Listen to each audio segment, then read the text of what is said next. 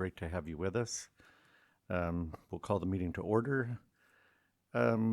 Isidra will be doing the announcement on the interpretation of simultaneous translation to Spanish.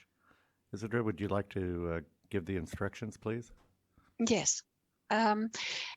Buenos días. Esta es una reunión de la Junta del Departamento de Agricultura de California. La reunión de hoy va a tener servicio de interpretación simultánea en español. Para poder acceder a la interpretación en español, ustedes van a ver en breves momentos en su pantalla de Zoom, en la parte de abajo, un icono del globo terráqueo.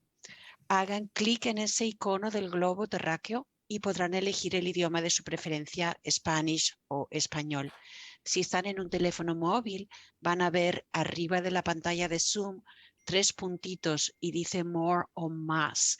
Al hacer clic allí van a tener también acceso a los servicios de interpretación. Gracias.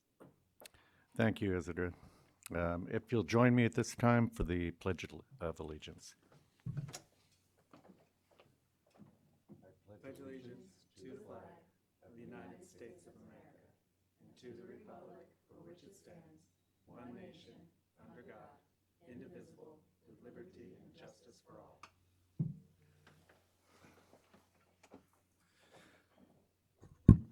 All right, Josh, if you could do the roll call for us this morning. Yes, sir. Rachel Arizmendi. Don Cameron. Here. Janae DaCosta. Mike Gallo. Here. Eric Holst. Glenda Humison. Here. Julia Jackson. Bryce Lumberg. Here. David Mancera. Here.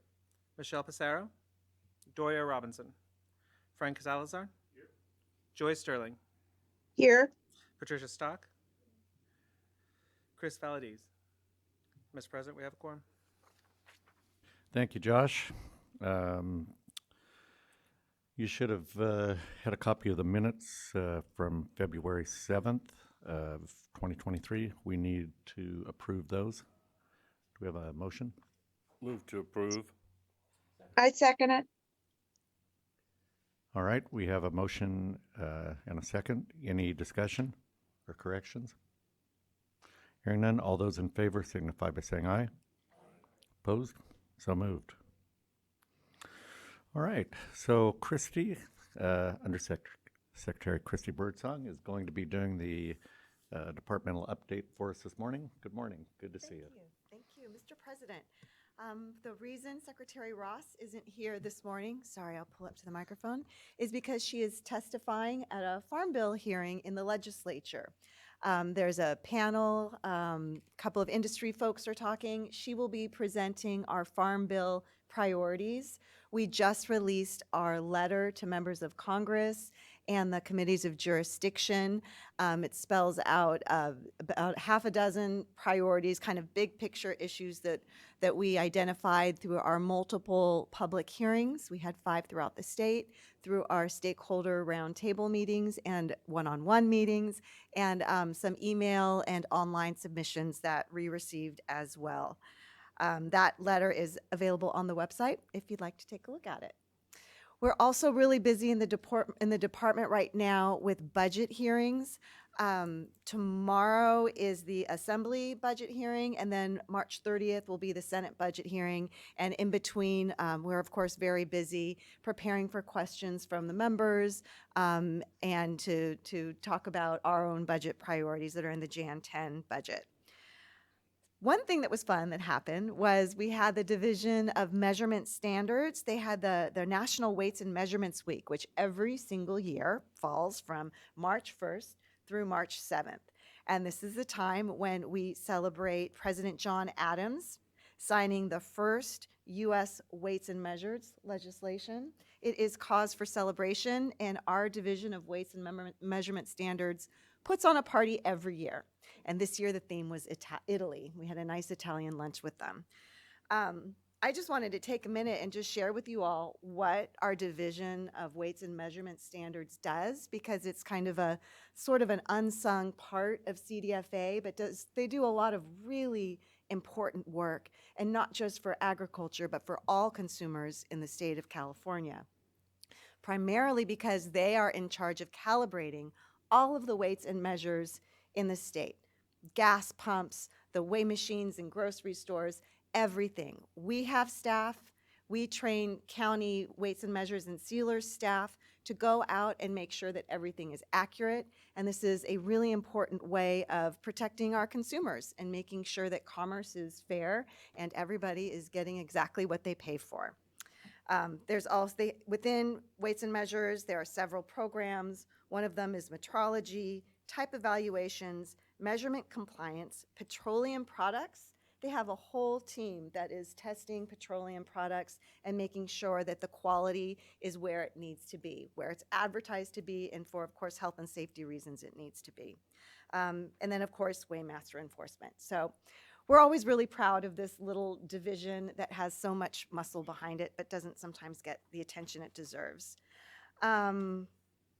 Yesterday, Secretary Ross and USDA Secretary Vilsack hosted a very small transportation conversation to go over some of the challenges that we've been seeing here in California.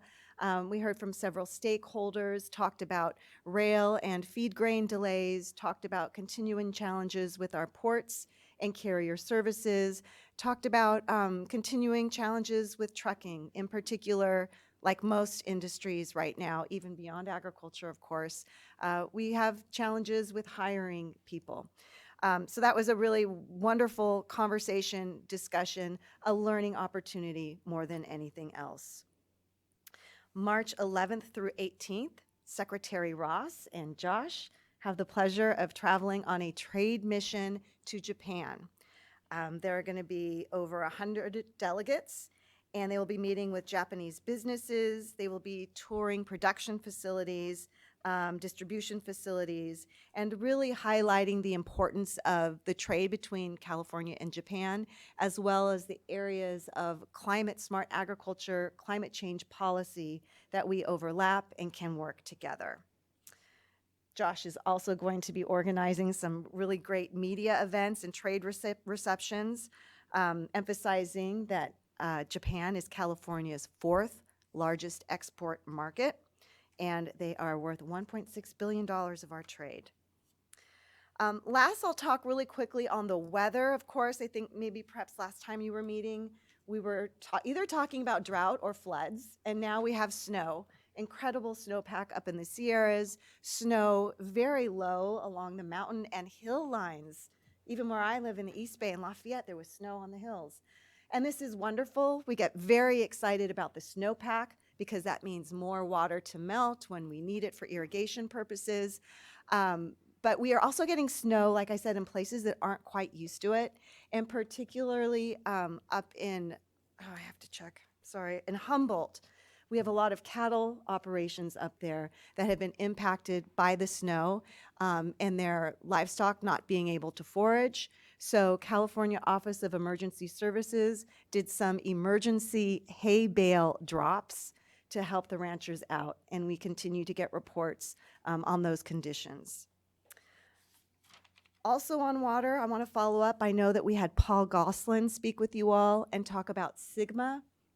That's the Sustainable Groundwater Management Act. They just announced last week that out of 21 critically overdrafted basins, there were 6 sub-basin plans that were not approved. I'm sorry, there were 46 GSPs. These are the Groundwater Sustainable Plans. 6 of them were not approved. These are in Chowchilla, Tulare, Delta Mendota, Kauai, Tule, and Kern. And the next step for them is this will now be handed to the State Water Resources Control Board to manage it for them and try to bring these plans into compliance, into the standards that DWR expects. So that concludes my briefing on what's going on in CDFA. There's always a lot more, but those are kind of the top note issues I wanted to share with you today. I'm happy to answer any questions or take back any comments you might have. May I ask a question, please? It's Joy. Yes, hi, Joy. Hi. Sorry, I'm not with you. Is there an opportunity for CDFA to weigh in on the budget discussions about delaying funding for broadband? Delaying funding for broadband.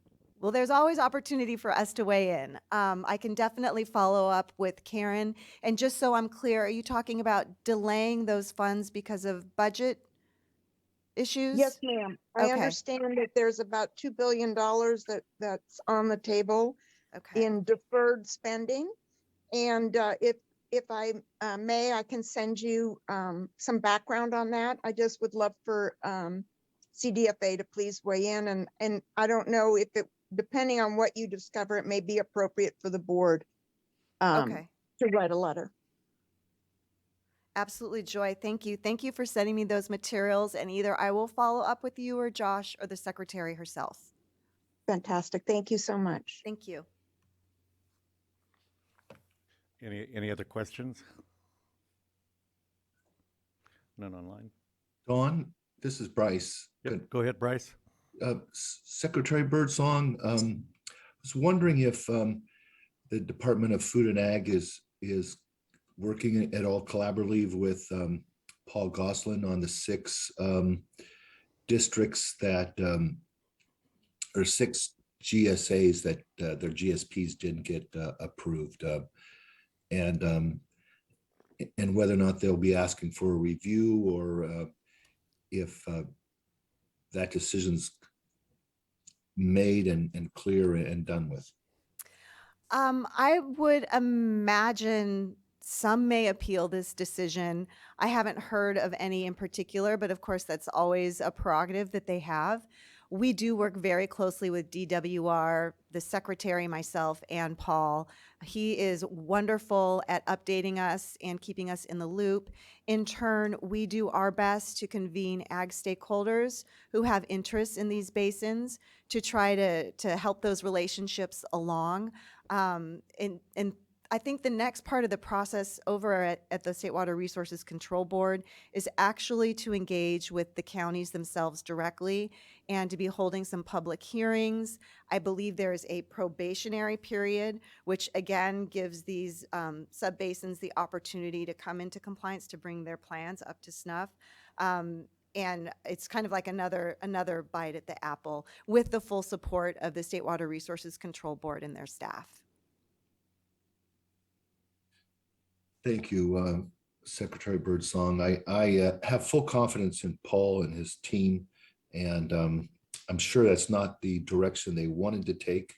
And hopefully that, yeah, I like the idea that you brought up that there's going to be another shot at the apple, and that this is maybe a probationary, because the law was set up for local control, and that locals could implement this. And but this is new, right? And we're learning, and but it's a big deal, and I hope that it can resolve with the control going back to the local areas. Thank you. Yeah, and thank you for that comment. I just always emphasize whenever I talk about SGMA, not only is it new, but I think everybody thought that we had time to transition and implement and learn.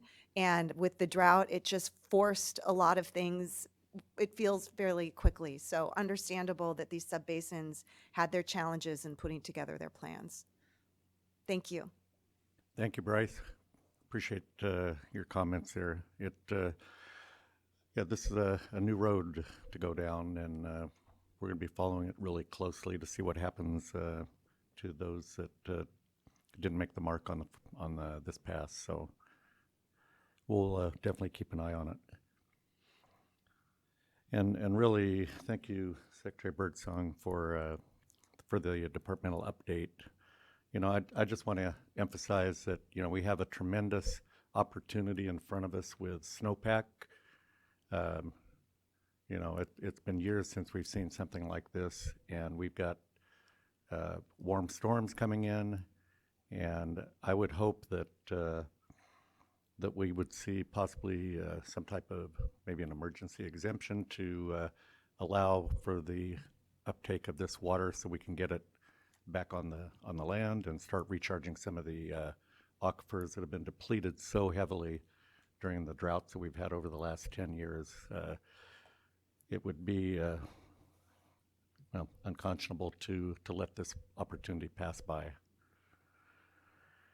And on that note, we're going to talk about power, and not the normal power you see in Sacramento, but energy and electricity. So our first presentation to the board is with the California Energy Commission.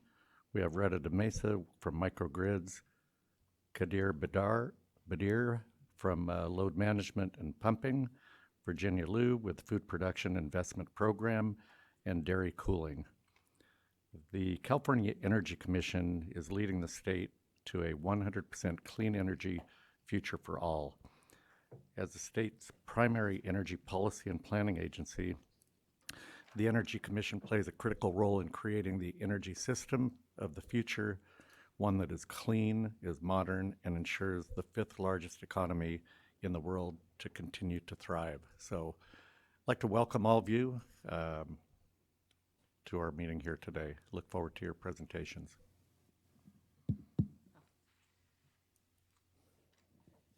Good morning, and we really appreciate the opportunity to be here today and to talk about our programs.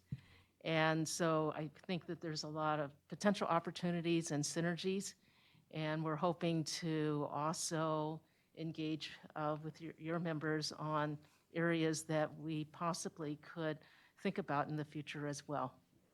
And so we have some slides here, and I'll start by providing a brief introduction of our current programs. And as Mr. Cameron says, Kadir would then be next to talk about our load flexibility, especially associated with agricultural pumping. And then Retta will talk about some of our microgrid activities, and I'll finish off with some of the new programs that we have and also the Food Production Investment Program. Excuse me, sorry to interrupt. I'm the interpreter. It seems the interpretation channel is not working properly. I am not placed in the interpretation channel. This is Isidra. So Josh, if you could review that and make sure that you place me there, that'd be great. Thank you. Sorry to interrupt. Oh, no problem.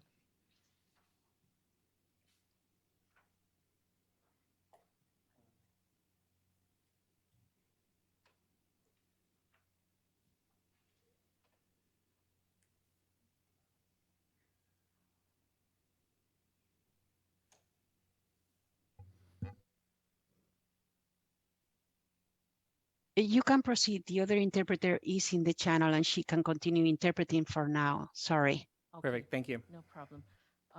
Can we skip to the next second slide?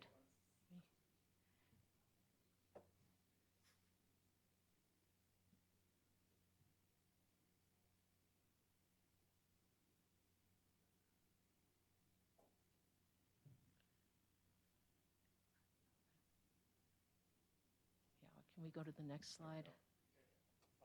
Yes, and then maybe the next slide after this one. Okay, and so one of the major programs at the Energy Commission is our Research and Demonstration Program. And our electric program investment charge comes from electric ratepayers. And today, Kadir and Retta will be talking about some of the funding that from this program that has funded some of our activities. We also have a gas research program that's funded with gas ratepayer funds. And so this is focused on research, and most recently, it's focused on pipeline safety, storage, hydrogen, and indoor air quality. And I'll talk a little bit about the Food Production Investment Program later. And so let's go to the next slide. And I'll turn it over to my colleague Kadir to talk about our load flexibility work with agriculture. Sorry. Hey, good morning, dear members of the board. Thank you for the opportunity to present today, this morning. Next slide, please.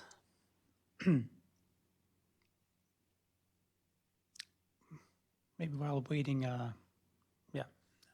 So the water pumping load in general, both municipal and agriculture, is a very interesting load. Just, from two perspectives. the potential to support the grid, integrating more renewables on the grid, and also supporting the grid emergencies during the summer peak demand events. So we know that there is flexibility with agricultural water pumping, but it really depends on the crop, the climate zone, the local water resources. So it's a pretty complex algorithm. And so far in our program, we supported 3 projects, 3 companies with 2 distinct perspectives. The first one is the Polaris Energy. As we listed here, the number of the projects, name of the projects, the funding, the timeline. The first approach is basically adding some energy management system, being able to remotely controlling the water pumps and using these controls to participate in the investor-owned utility programs. And one of the major primary program is capacity bidding program operated by all 3 major investor-owned utilities. This program tends to be activating during the summer emergency events. And from these projects, we actually provided some load reductions over the last few years, which I'm going to provide more detailed information in the next slide. And then the second approach is the Ag Monitor project, where basically the landowners, the farmers, they can utilize time of use rates. We have a growing trend in California, providing more dynamic rates, time of use rates, real-time rates, to be able to kind of reflect the grid situation on the demand side, being able to help customers save time whenever they shift their load during the high renewable generation hours.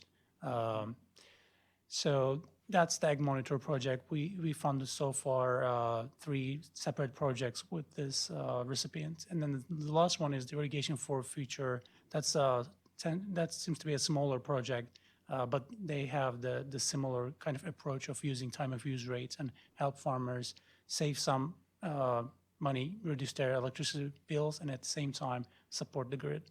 Next slide, please.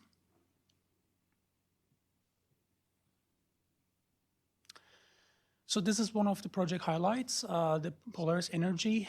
This recipient, they successfully be able to reduce about 25 megawatts of load during the summer events of 2021. We know that they continued last summer too. It's just we haven't received the data yet. But with that, they could be able to, from their overall portfolio, they could be able to reduce about 67% of the irrigation load during the grid emergencies. And, the slides are kind of for the record. I'm not going to read all the numbers, but you can see that the return on investment is pretty significant. There are labor savings associated with automated load controls. And there's a picture out there that shows how this recipient went to the field and educated, trained the workers in the farm who are responsible for operating the irrigation pumps. Next slide, please. Another project highlight, the Ag Monitor, the second recipient. This is about the same size project. And you can see that in both projects, we have the recipients develop the user interface. So the workers in the field, they can use their smartphones and they can actually see the water pump schedule. And in this project, different than the previous one, they actually have, similar to what we have in building energy management systems, this project has sensors, so they can actually monitor the water humidity in the farms. And they use AI, they predict how much water is needed for that crop. And currently this company, formerly it's Papa Energy, now it's called Ag Monitor. They monitor over 100,000 acres of fields in California. Next slide, please. And from this particular project, again, the reports from summer of 2021, we reached to about 10 megawatts of load reduction from about 10,000 acres of farmlands that was recruited under our funding. Next slide, please. And this is my wrap-up slide. So besides our previous work, moving forward, we have an initiative under our new R&D funding cycle, and this initiative is called Industrial Agriculture Water Flexible Load Research and Development Hub. And under this initiative, we will support we will continue to support innovative solutions for agricultural water pumping technologies. And with that, I'm going to move it over to Reda.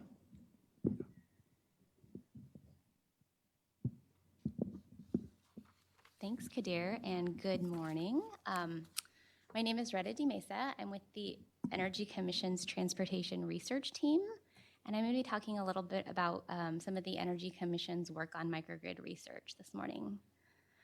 So the CEC has over a decade of experience supporting the research and development of microgrids, going back to 2009. Over the years, our research focus has advanced as the technology has advanced. Our earlier research focused on developing controller technology and integrating multiple resource technologies together into one system. We advanced to demonstrating microgrid applications for critical facilities and at sites with high penetrations of solar. And then more recently, our focus has been on addressing the challenges, moving from research and early demonstration into more of the commercialization space. So that includes looking at things like how to make microgrids replicable and scalable, how to create value streams for hard to value benefits like resiliency, and identifying the use cases where microgrids would make the most sense. Next slide, please. So the Energy Commission has actually funded the largest collection of microgrids in the nation. To date, we've invested over $200 million in more than 60 microgrid projects.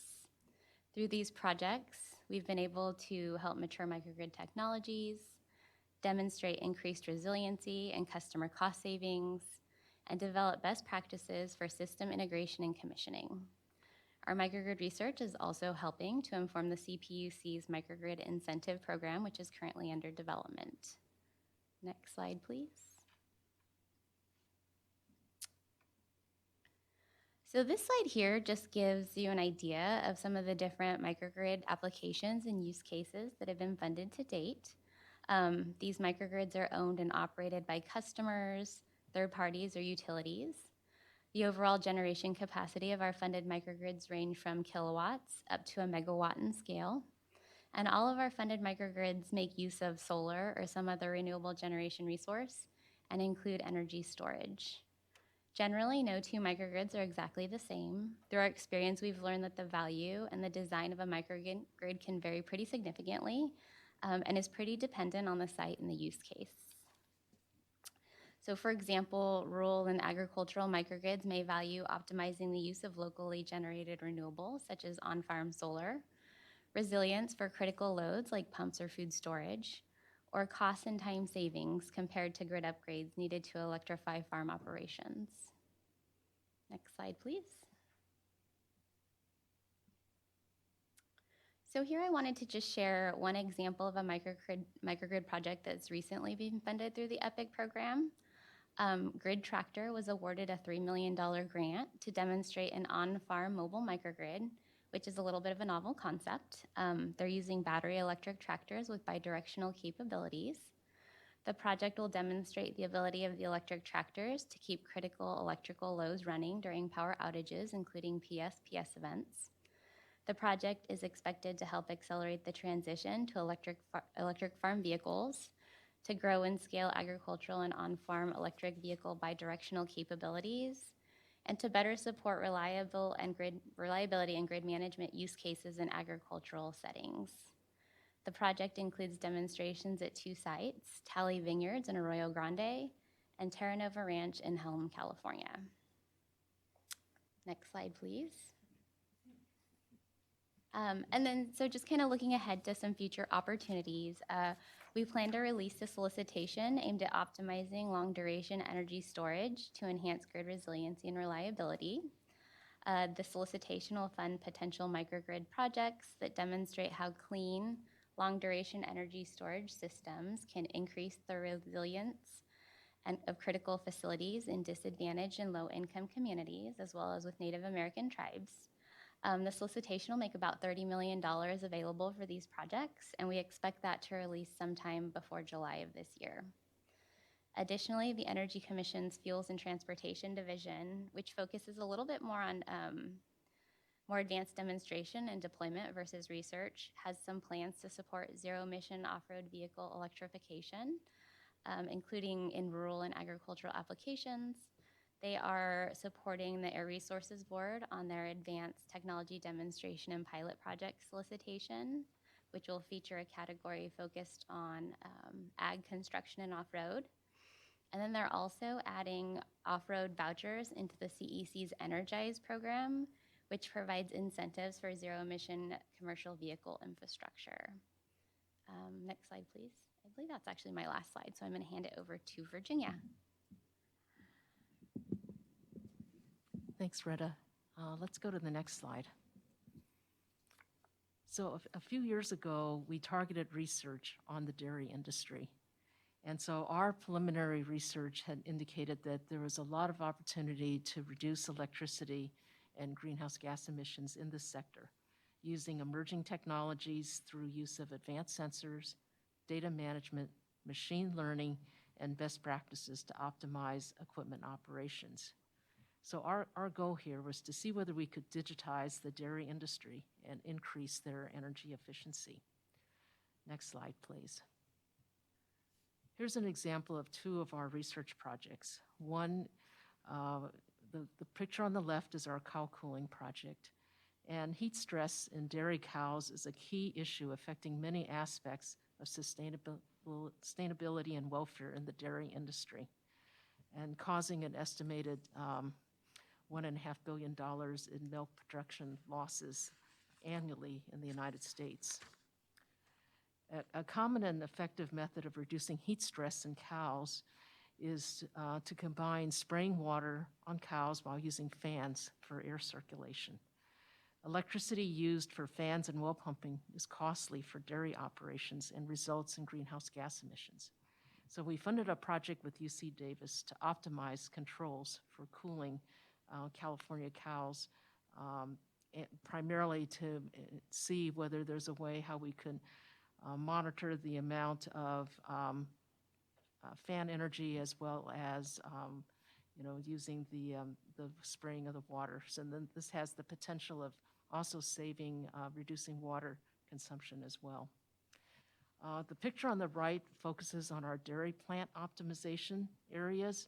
And these projects are to design and deploy the next generation of energy management technologies to optimize dairy processing performance at the plant level, utilizing advanced process control systems that will use artificial intelligence and predictive model controls to improve energy efficiency.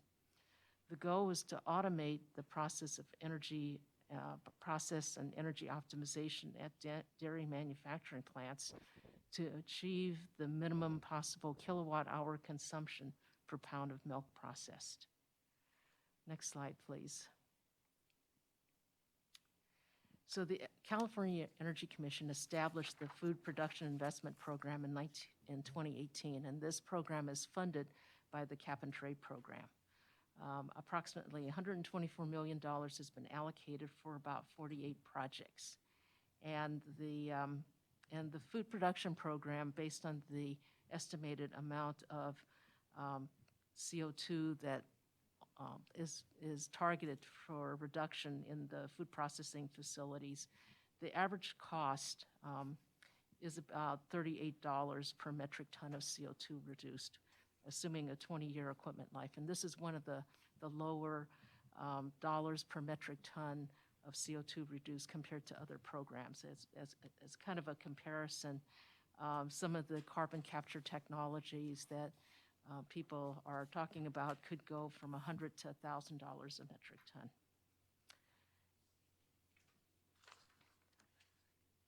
Can we go to the next slide? And so this slide shows an example of the new programs that we got funding for as a result of last year's budget. So we got additional money for the Food Production Investment Program. And so in addition to decarbonization and reducing greenhouse gases, this program is also going to focus on reducing peak electric load as well. And another aspect is that this program can also fund support facilities associated with the food production industry, and this could include like cold storage and warehouses. The industrial decarbonization and grid support, called Indigo, This program is very similar to the food production program, but it's targeted at industries. And then we also have a clean hydrogen program that's focused on incentives to demonstrate and scale up hydrogen production, processing, delivery, storage, and end use in California. The Carbon Removal Innovation Program, called CRISP, is focused on advancing direct air capture of atmospheric carbon dioxide. The Long Duration Energy Storage Program focuses on demonstrating the performance and potential of long duration energy storage systems in California. And our Climate Innovation Program is going to fund technological advancements that can enable the state to meet its greenhouse gas emission reduction goals on an accelerated time frame at a lower cost. And so next slide, please. So here are some ways to stay connected and informed with the Energy Commission programs. The empowerinnovation.net website is a one-stop shop to identify funding opportunities at the Energy Commission and also with other funding providers. And you can also subscribe to the CEC's listserv to get informed of future workshops and solicitations as well. I think that's our last slide. And so we're happy to answer any questions that you have at this time. Thank you very much for the opportunity again. Really appreciate your information today, and as you know, I'm involved in a lot of them, and really support what you do and what you've been able to put out in the field for the ag community. So we'll go ahead and open it up for questions from our board. Go ahead, Linda. First a comment and then a question. And the comment is one that we're having a great deal of discussion throughout the UC system right now, trying to put, I hate to say this, but a wooden stake through the heart of that word, decarbonization. You know, every bite of food we eat is carbon. The biomass in the forest we're trying to do bio-based products from is carbon. We're not trying to decarbonize, we're trying to be smart about carbon, which I do love that second group about removing carbon from the air. You know, that kind of thing is fantastic. But words matter. and it's been an issue for us on the campus when some of our undergraduates take that term way too literally. So I think some of the general public sometimes does as well. So just for whatever it's worth. But a question, I'm really excited to see the various programs you have had and are expanding and creating on the research and development. I've served with Dawn on advisory council to one startup that is funded from y'all. But I guess a kind of a generic question.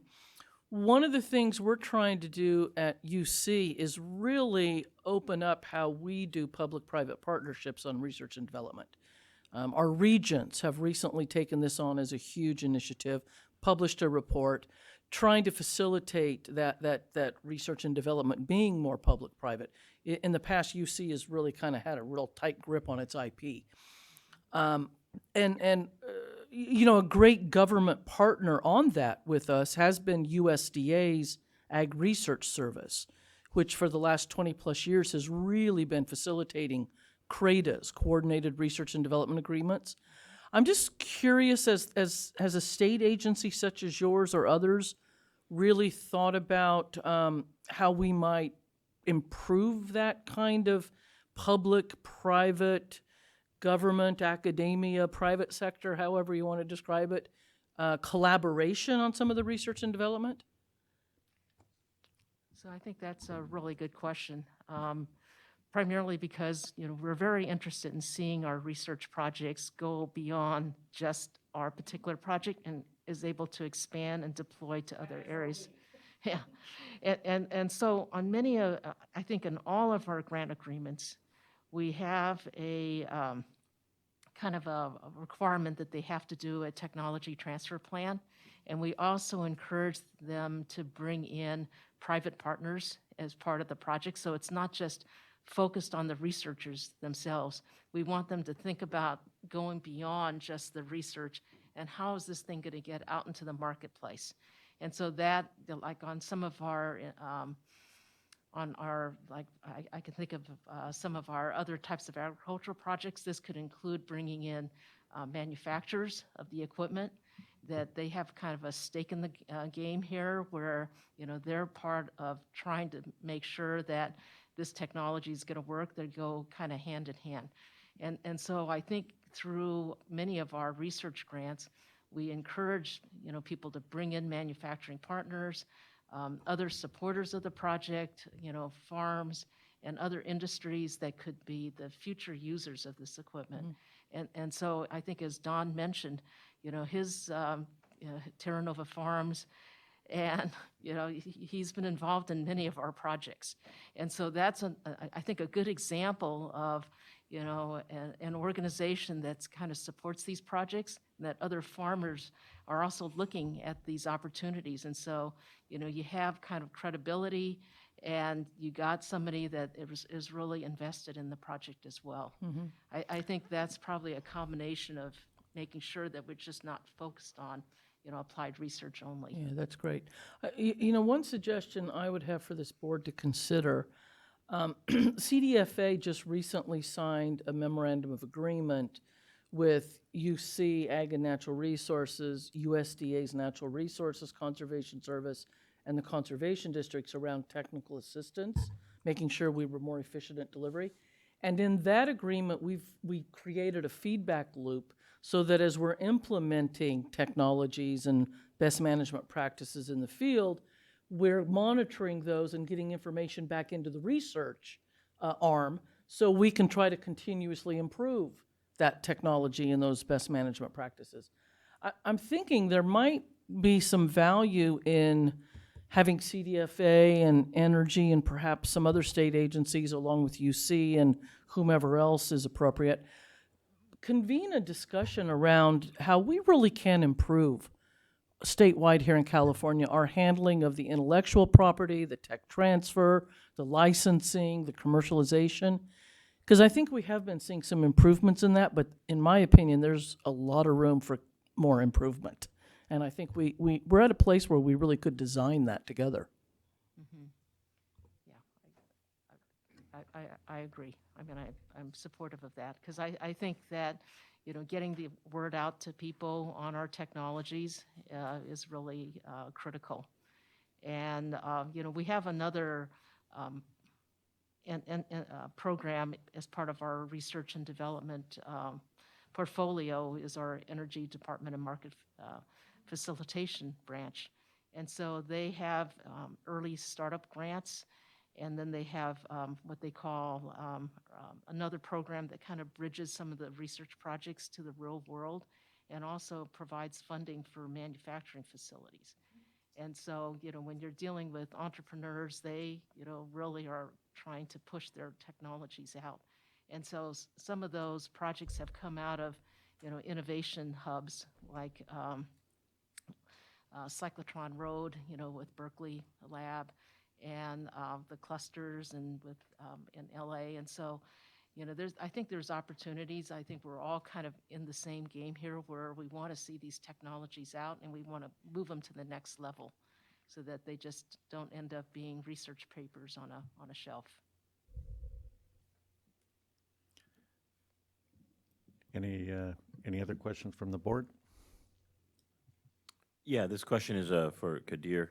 I took an interest and good presentation, and my comments are fairly short. Just wanted to ask you more about the Ag Monitor project in regards to having this done statewide. Can you tell me how many counties are actually adopting this, or actually going through this type of similar system? Yeah, that's a good question. I'm fairly new supervisor on that project. worries. So, I need to get back to you on that, just gather some information, those details from the actual agreement manager. No worries.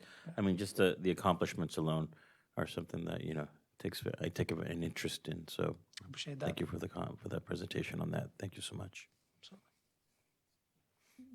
I've got more of a comment too, and really coupling automation with load shifting is really critical, and being able to make connect the two, keep them together, so that when we're talking about load shifting, we can do it a lot easier and than do it automatically. I think really helps out long term. And the on-farm energy storage funding, I look forward to seeing, take a look at that program. I think there's a great need on farm, and really to help the grid is going to be really critical moving forward. So no, it's really great to have you here. I think this gets your program a little more exposure, and that was the other question: how do you spread this? How do you get the word out?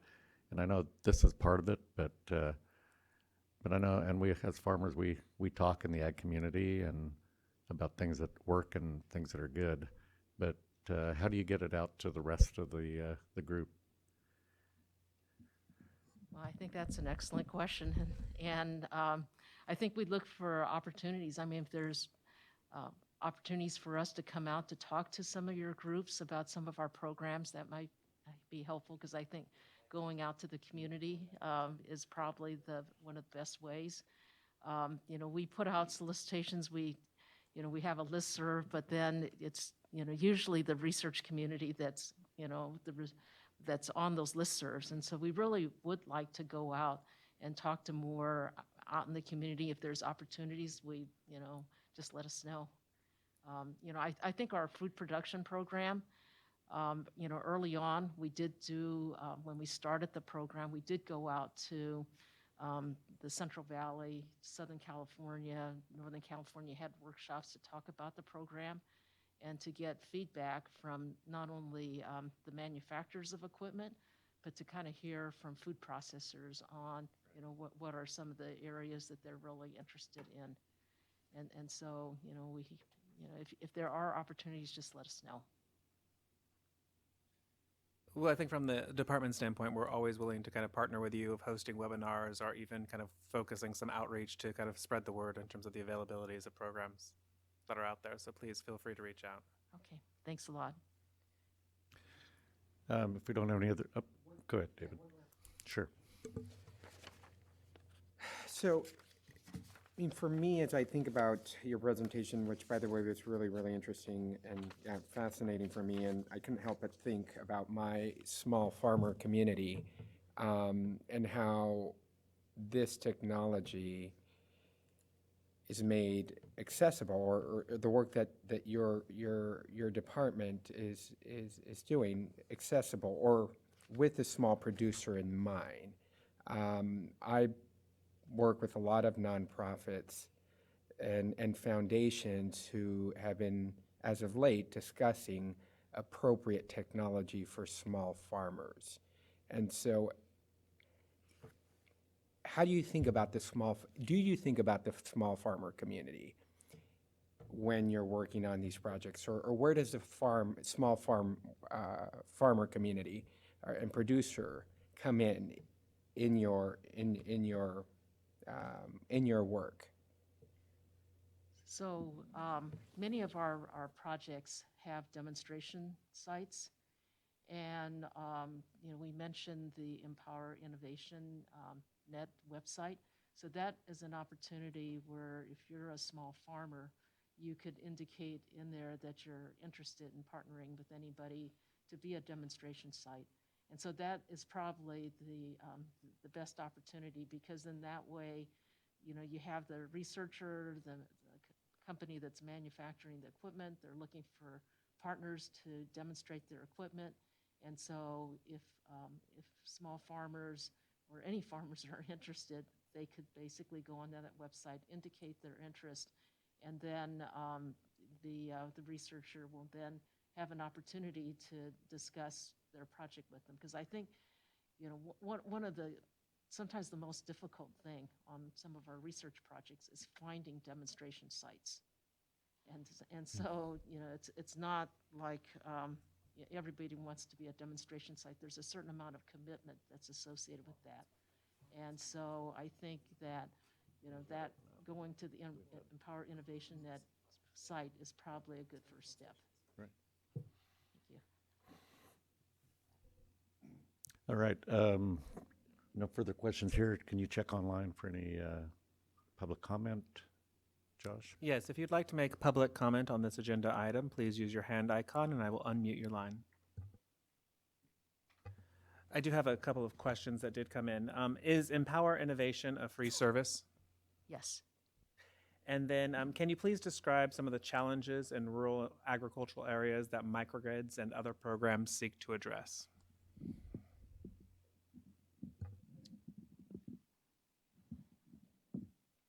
Yeah, sure. So microgrids can help in a lot of ways. They can help to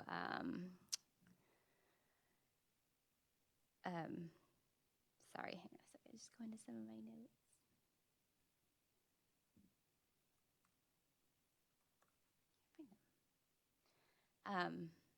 So they can provide, microgrids have the ability to island from the grid. So when there are issues with the grid and the grid is down during certain events like PSPS events, microgrids can be used to maintain operations of critical facilities.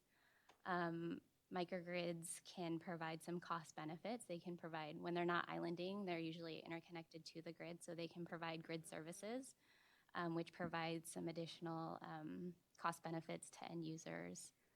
Those are probably a couple of the larger benefits. They can also help with electrifying on-farm operations. So if there's some grid capacity limitations and a farmer or an agricultural representative is looking to electrify, they might be able to use a microgrid to help do that instead of having to do major upgrades to the grid itself.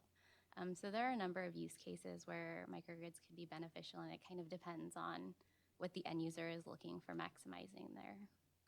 Does the commission have a target in terms of the number of microgrids they want to establish? I guess, particularly when we look at capacity for renewable energy, you know, especially within the valley and rural communities, is there specific targets? That's a good question. The Energy Commission doesn't have a target for microgrids that we're looking to deploy. There might be some targets within the CPUC process on certain capacities on microgrids, but I would have to look into that to get more information. Perfect. And one last question online. Does CEC have any grant solicitations that are currently open or opening soon that would be important for the agricultural sector? I think we mentioned a couple. So there's a long duration energy storage one that's coming up, expected sometime this summer. And then I think Kadir had mentioned one. The Industrial Agriculture Water Research Hub. That's another one that's relevant. Perfect. Thank you. I'm showing no further questions online. So I've got a question for you. When you're talking about long-term storage and microgrids, are you finding that the energy companies are supporting the conversion and helping facilitate this change? When you say energy companies, you mean like the investor-owned utilities, or are you talking about the companies actually building the microgrids? No, I was talking about the essentially the Southern California Edison and PG&E. Are they working well with these projects that are being implemented? I believe so, because there's, there's certain interconnection that they have to do with the investor-owned utilities too.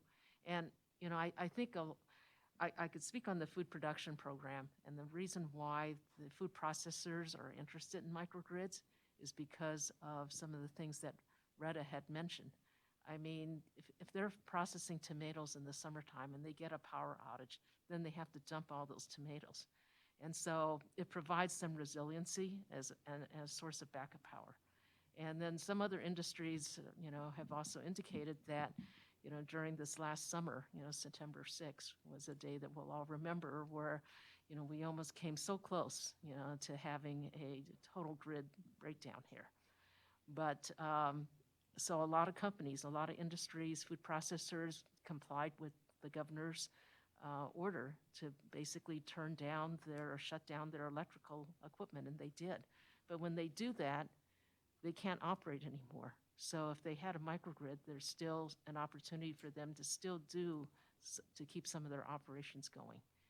And so I think that, microgrids provide that opportunity, that extra little insurance policy that, if the grid goes down, they could still island themselves and operate.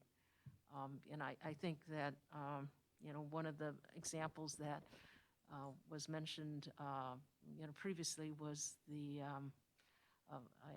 Blue Lake Rancheria, up in the Northwest, that during I think the latest winter storm, there was power outages up in Humboldt County, but they were able to island themselves, and they're a Red Cross center, so they can keep operations going in that center during that time.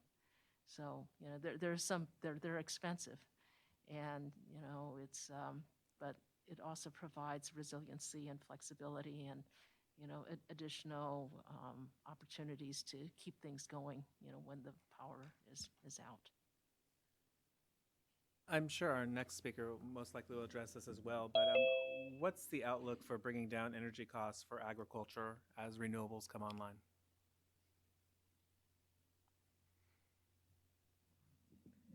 I think that's a good question.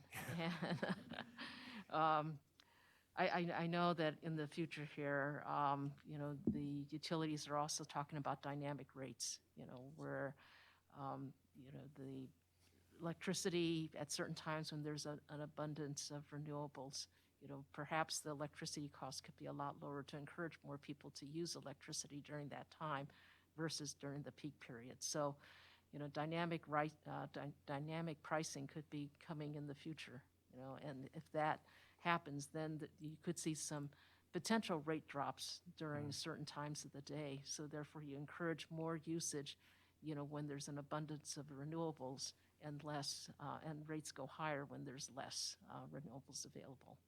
Perfect. Thank you. Thank you. All right. I'd really like to thank you for coming in today. Thank you very Really much. informative and something I have a lot of interest in personally too. So thanks again. Good to have you all here. Thank you very much. All right. Our next presentation to the board is going to be the Agricultural Energy Consumers Association. Michael Bocadoro, welcome. Michael has participated in California's environmental policy arena for more than 30 years. He specializes in public affairs consulting and has distinctive expertise in the areas of environment, climate, natural resources, and sustainability. Michael serves as the executive director for the Ag Energy Consumers Association. Good to have you. Thank you very much. As always, I wear a lot of hats in the agricultural community. Today I'm wearing the Ag Energy Consumers Association hat. Appreciate it. Are you going to queue up my... It's on. We're just waiting for it to switch it. Perfect. We'll queue up, and I'll share a fun story. It's, a question that came in last. When I first got started in this, we were meeting with a group of folks down at the PUC and concerned about high energy rates. This is over 30 years ago. And one of the PUC staffers said, simple solution, just grow your crops in the wintertime when rates are cheap. And we're like, okay, well, we'll think about that. But we've got a lot of education to do. So I appreciate the opportunity. And I think Josh asked me to come in and talk a little bit about the transformation that's occurring. I'm going to avoid the term decarbonization, even when I talk about the electricity grid, because I don't want to upset Glenda. But if you'll go to that first slide. So I like to start every presentation with a little bit about perspective. And here's a little perspective on where we're headed. I think as we're all aware, California Air Resources Board just adopted their 2022 scoping plan update, which is the roadmap for the entire state in terms of climate policies and how we're going to achieve net zero now by 2045. And the blue line at the top shows the path we've been on since 2000 to get to 1990 levels by 2020. And state has a great track record there. They're actually able to achieve that. But it's a pretty flat line over that time period. Now look at the line, the red dotted line going down from 2020 to 2030 and then on to 2045. It's a very steep line, and that's very indicative of the path we're on in terms of what we're trying to accomplish with the state's climate policies. It's going to be 5 times faster in terms of reductions than we've seen over the past 20 years in terms of our climate policies, and it's a massive transformation that's going to have some very significant implications for the agricultural and food production industries. Next slide. So let's talk a little bit about what it means for ag and the food sector. We're not only talking about electrification of our homes and businesses, but we're talking about electrification of our farms. And there's some good programs out there that are already getting laid out, everything from zero-emission forklifts to zero-emission tractors going forward. We're phasing out all fossil fuels, including diesel and natural gas in this state, and that has significant implications, not just for transportation, but for food processing. And then zero-emission transportation vehicles, farm equipment, you name it, all going to be zero-emission by 2045. And as I said earlier, it's a massive economy-wide transformation that has significant implications. There's going to be some barriers and obstacles along the way, and let me talk a little bit about some of those. Next slide, please. So some of the electricity impacts that we're going to see, we need to triple the state's electricity grid as we initiate this transformation. That's minimum. 75 to 90 megawatts, or gigawatts of solar.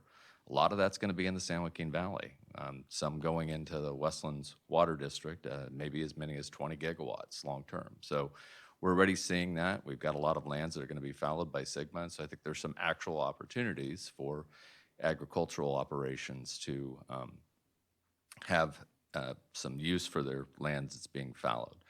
20 gigawatts of offshore wind. It's not a new technology. It's a new technology to California. We're implementing it now up on the Humboldt Coast and the Central Coast. Has big implications. Picture 600-foot windmills, 20 megawatts, 25 megawatts each off the coast of California, 20 miles off the coast, floating. I'm not a civil engineer, but I know that's not going to be cheap. So it's going to have some implications. We're going to need to put a lot of infrastructure in place in Humboldt and the Central Coast in the ports to even initiate construction of these and operations. And then we're going to have to build a lot of transmission lines, and I'll talk a little bit about that.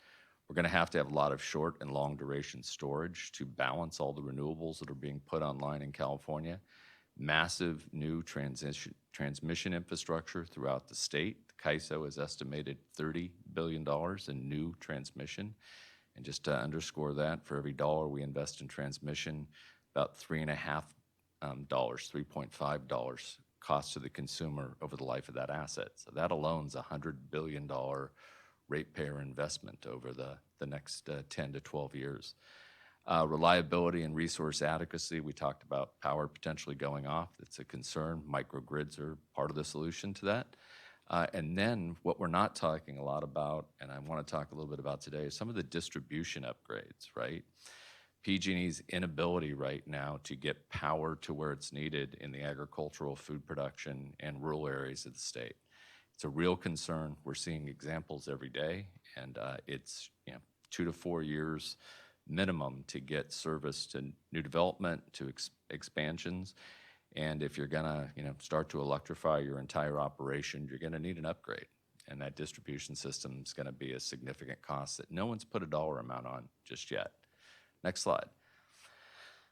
Fossil fuel phase out. We've talked a little bit about that, but the one I'm most concerned about is the phase out of natural gas usage in the state. Homes and commercial buildings are being initiated. In 2030, you're no longer going to be able to buy,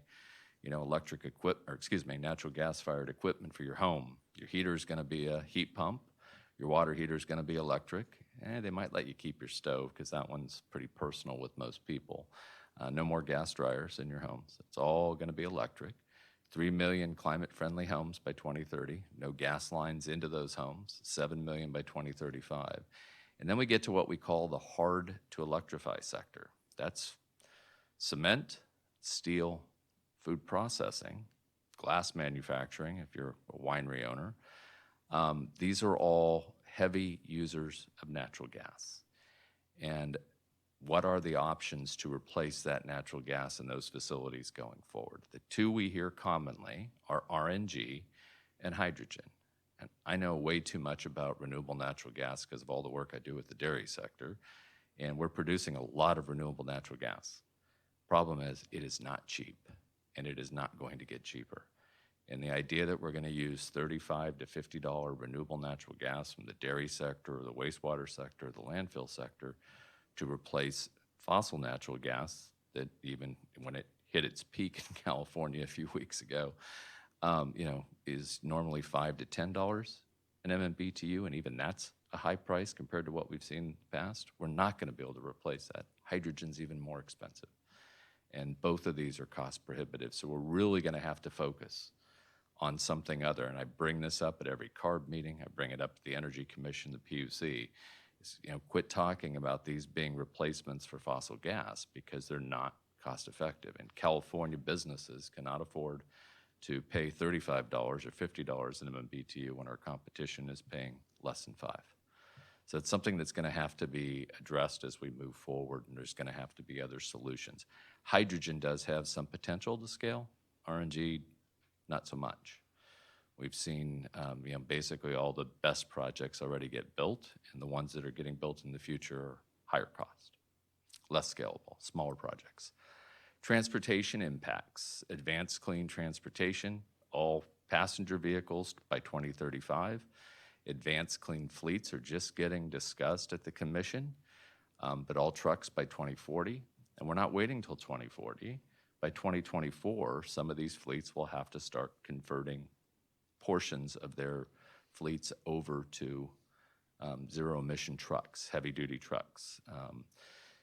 Huge implications for the electricity grid. A heavy-duty truck takes between 1 and 1.5 megawatts for a rapid charger per truck. So if you're Foster Farms and you got a fleet of 200 trucks down in the San Joaquin Valley, and they're all in one location and charging simultaneously, you're looking at a few hundred megawatts of new load on the system that's going to have to be put in place where those trucks are charging. So it's a really, really important consideration, and microgrids might be able to provide for some of that. But it's going to be a long time before PG&E is in a position to get that kind of load into those kinds of locations in the San Joaquin Valley, given their track record. Next slide. And then some of the primary barriers and what does it mean for food production. 20% of organic farming of the state's farmland being organic farming by 2040. How's all this going to work? How much is it all going to cost? And how's it all going to get permitted and built in California? All this infrastructure that needs to be put in place. And, how are we going to be able to compete going forward? Are just some of the concerns that get raised for me as I start to look at where we're headed going forward.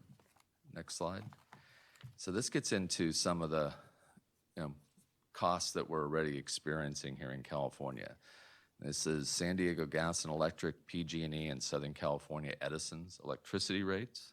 That little green line at the bottom is the national average.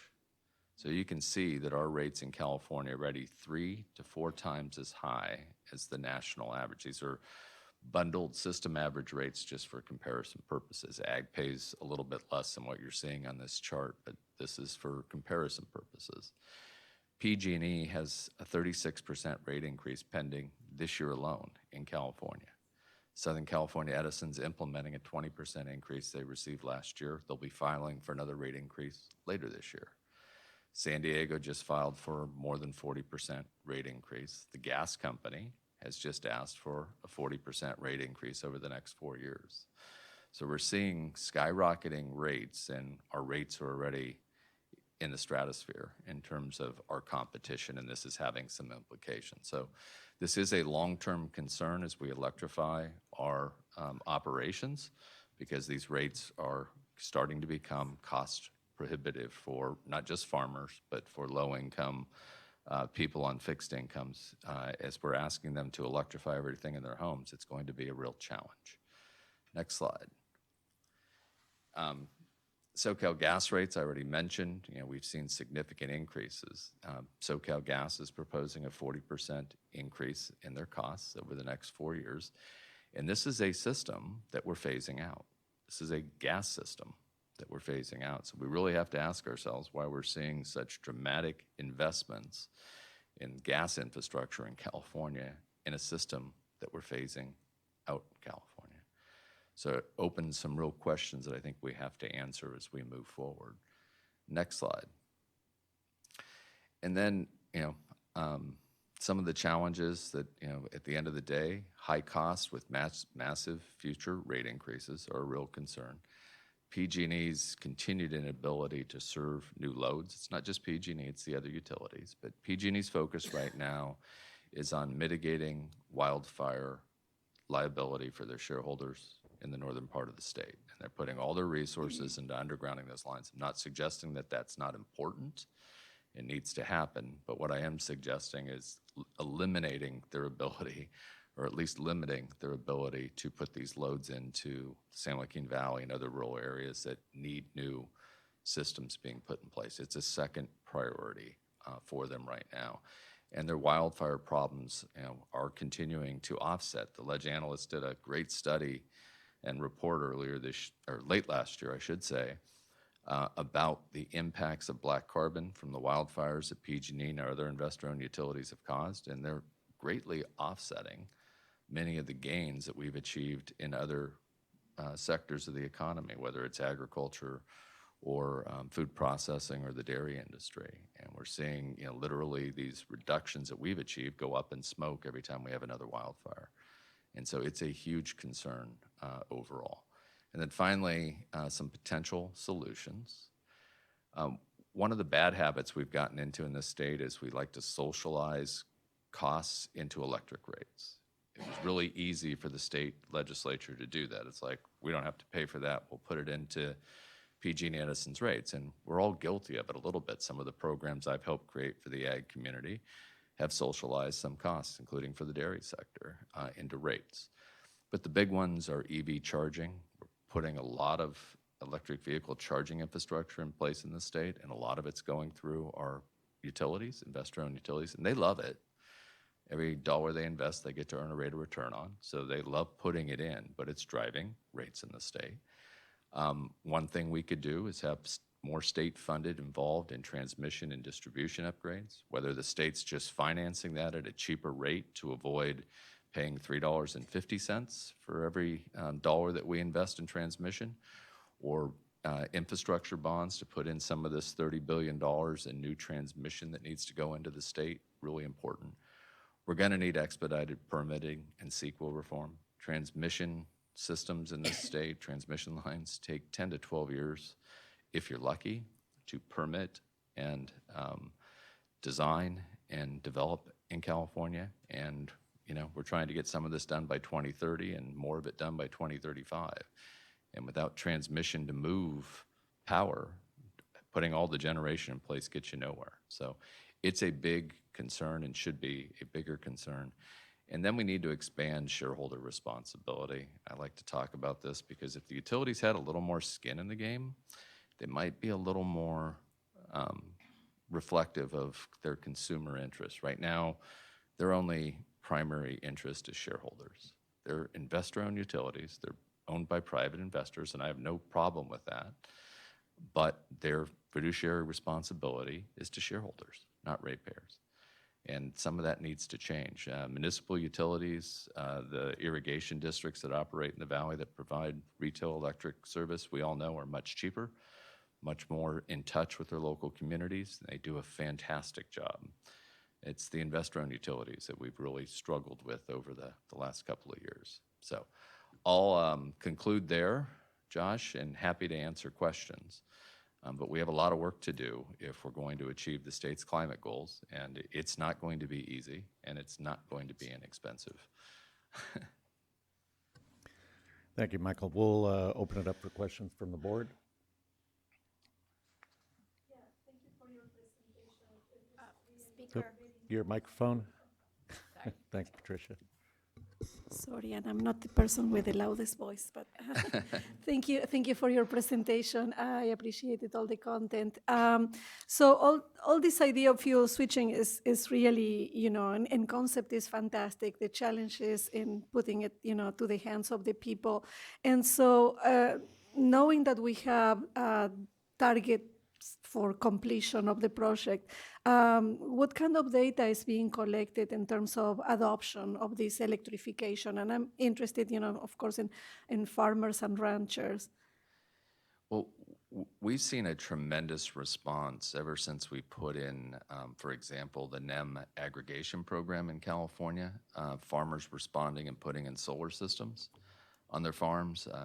Dairies, almost every dairy that I visit, has a 1 to 2 megawatt solar system out front, and we've seen just tremendous, implementation. That's a great example.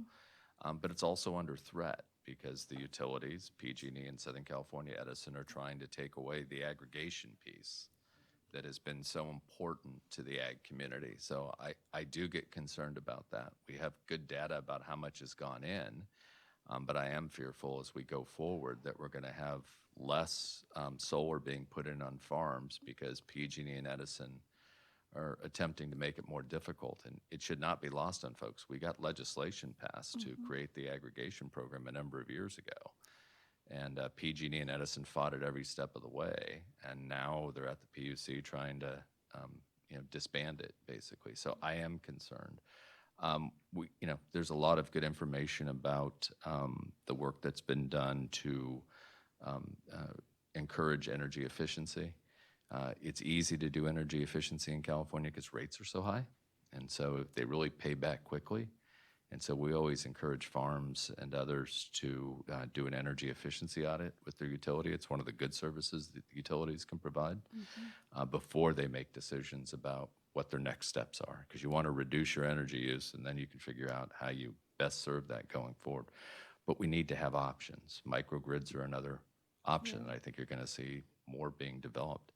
I recently participated in a tour that was organized by the Western Ag Processors Association, Roger Isom's group. We went to the Madera Industrial Park, and we visited 2 facilities there, one almond processor, whose half of their load is being served by a diesel engine out in the parking lot because they can't get enough power from PG&E.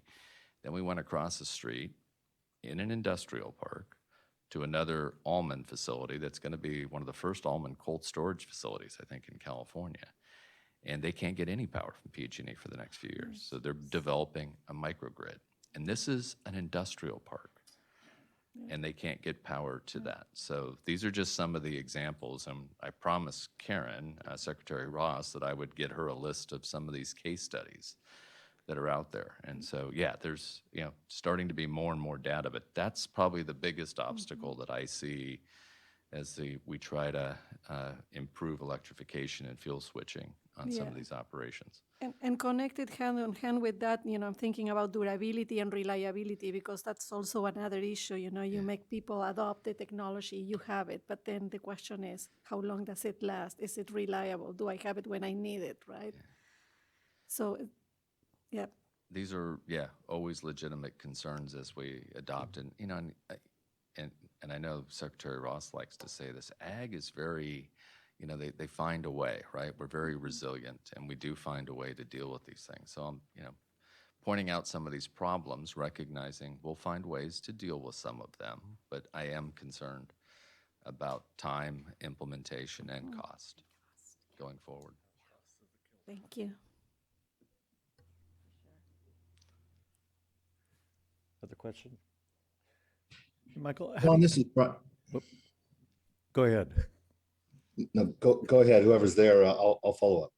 No, this is Don. I was just going to ask Michael, how do you see the interstate transportation trucking handling that? Are they going to switch to electric to be able to deliver into California? How's that going to work? I'm just kind of curious. It's a great question. I think, as you're well aware, we can't regulate interstate. And so if, California does have different requirements for our fleets here locally, I think it'll be very common for fleets to still, that are coming in from out of state, to still be running on diesel, renewable natural gas, and other technologies, even while we're electrifying or hydrogen fueling our fleets here in California. It's not uncommon for trucks today, because of cost considerations, to fuel up at the border before they roll into California. So I think the same thing will continue to be true even as we electrify our own transportation sector. Bryce, did you have a question? Was that you? Yeah, it was. Michael, thank you for your presentation. You are so calm and cool and collected. And as I listened to your presentation, I am less calm, less cool, and less collected.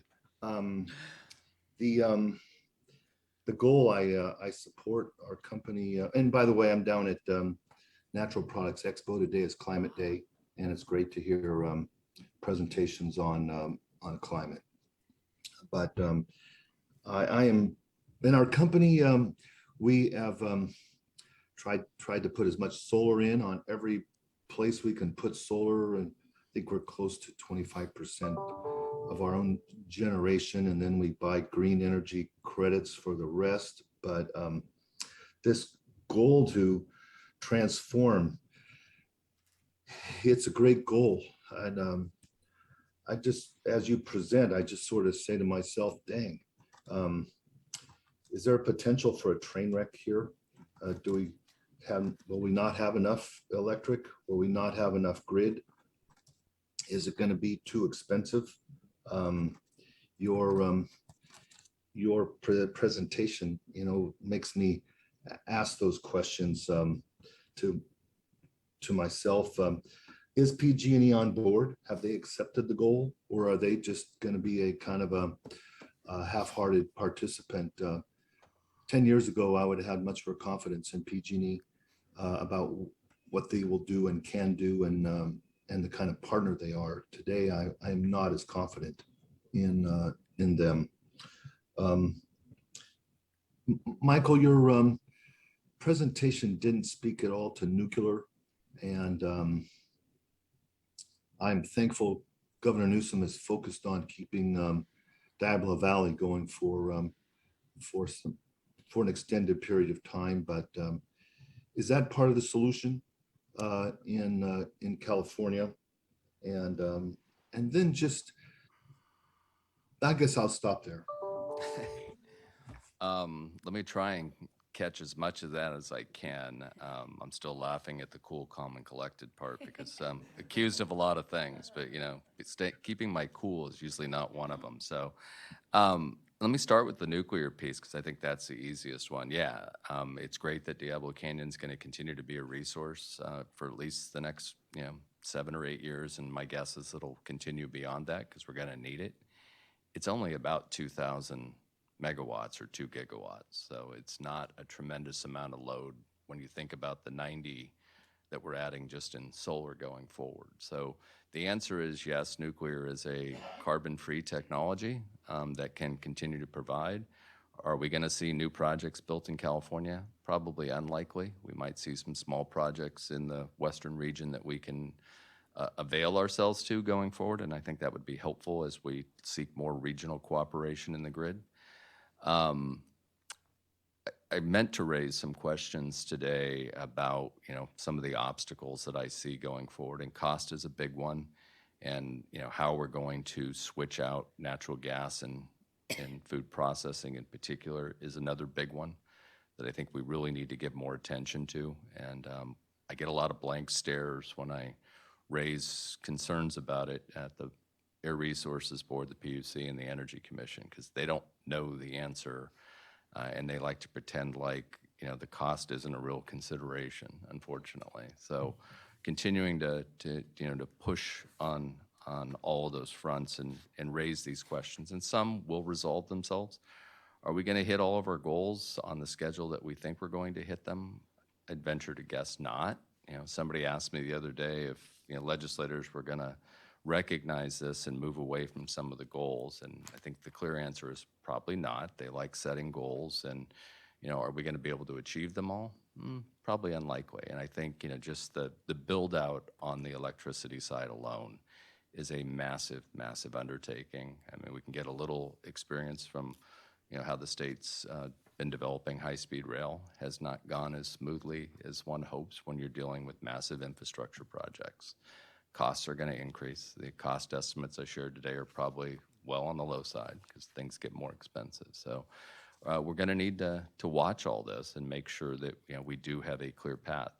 think the biggest concern I have is that, California is doing this more rapidly than the rest of the country, and that puts us at a competitive situation, potentially a competitive problem. So I think that's my biggest concern. It's one that, we clearly see in the dairy sector as well. It's, we're doing tremendous things to reduce carbon in the dairy sector in California, but we're constantly facing calls to have hard regulation. And the only thing hard regulation will achieve is leakage. Dairies will simply move out of state somewhere else and produce where they're not facing the same requirements we are here in state.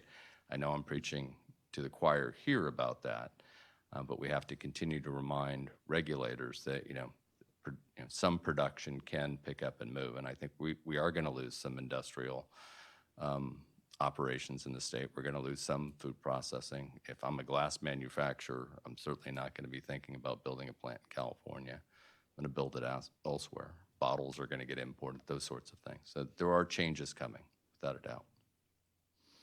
Oh, and I guess the final piece is, PG&E, I think, and the utilities fully support, where we're headed. It's not their support that I think is lacking. They like making investments, as I stated. They make money every time they invest dollars. It's their ability to handle the sheer magnitude of what's being done and prioritizing what's truly important to the state and prioritizing what's important to ratepayers is the issue, not their commitment. Their commitment right now is to shareholders. And, that's unfortunate, but that's reality. Thank you, Michael. And I would just say, you didn't provide a middle initial, but I would say it's Michael C. Bocadoro.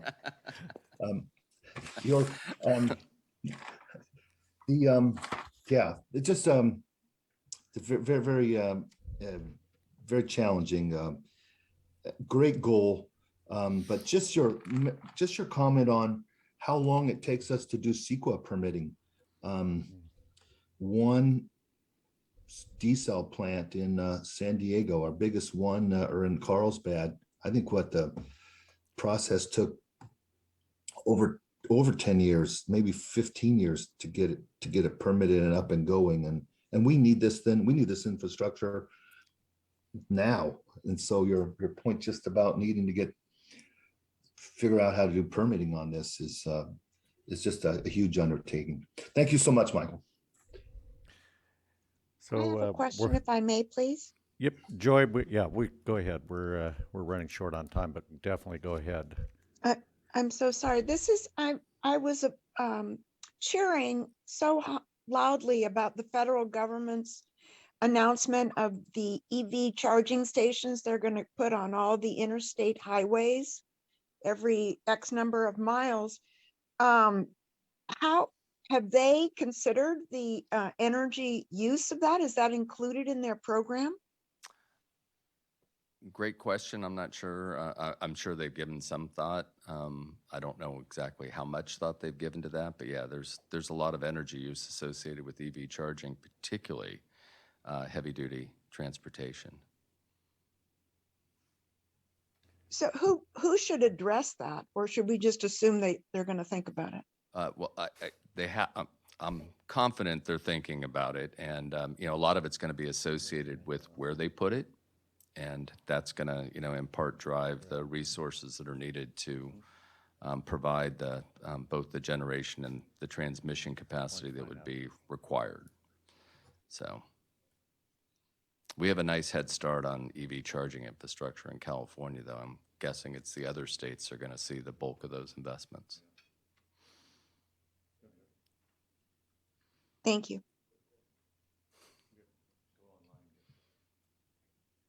You check online real quick, Josh.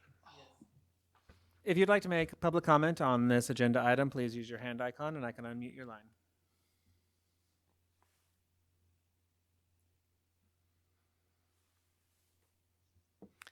I'm seeing no public comment at this time. All right. Sinead, did you want to do a real quick one, and Mike? And then we got to wrap it up and move on. Our next speaker has been waiting for a while. But. Michael, thank you very much for your presentation. I'm similar to Bryce, where the anxiety level is gradually rising. But I did have a question around, do you see a path towards maybe increased storage helping to lower cost in California? I know you outlined some potential solutions, but are there any correlations to get us to lower cost in renewables? You know, we're clearly seeing lower cost in renewables related to solar. You know, when the early contracts were signed in California, they were above 10 cents kilowatt hour. And, you know, unfortunately, they were 30-year contracts. And now we're seeing solar come in 2 to 3 cents kilowatt hour, and sometimes less. You know, storage is another one of those areas that's still new. Costs are still very high. And so it's hard for me to envision, at least in, you know, the next 12 to 15 years, where we're going to see cost decreases associated with storage.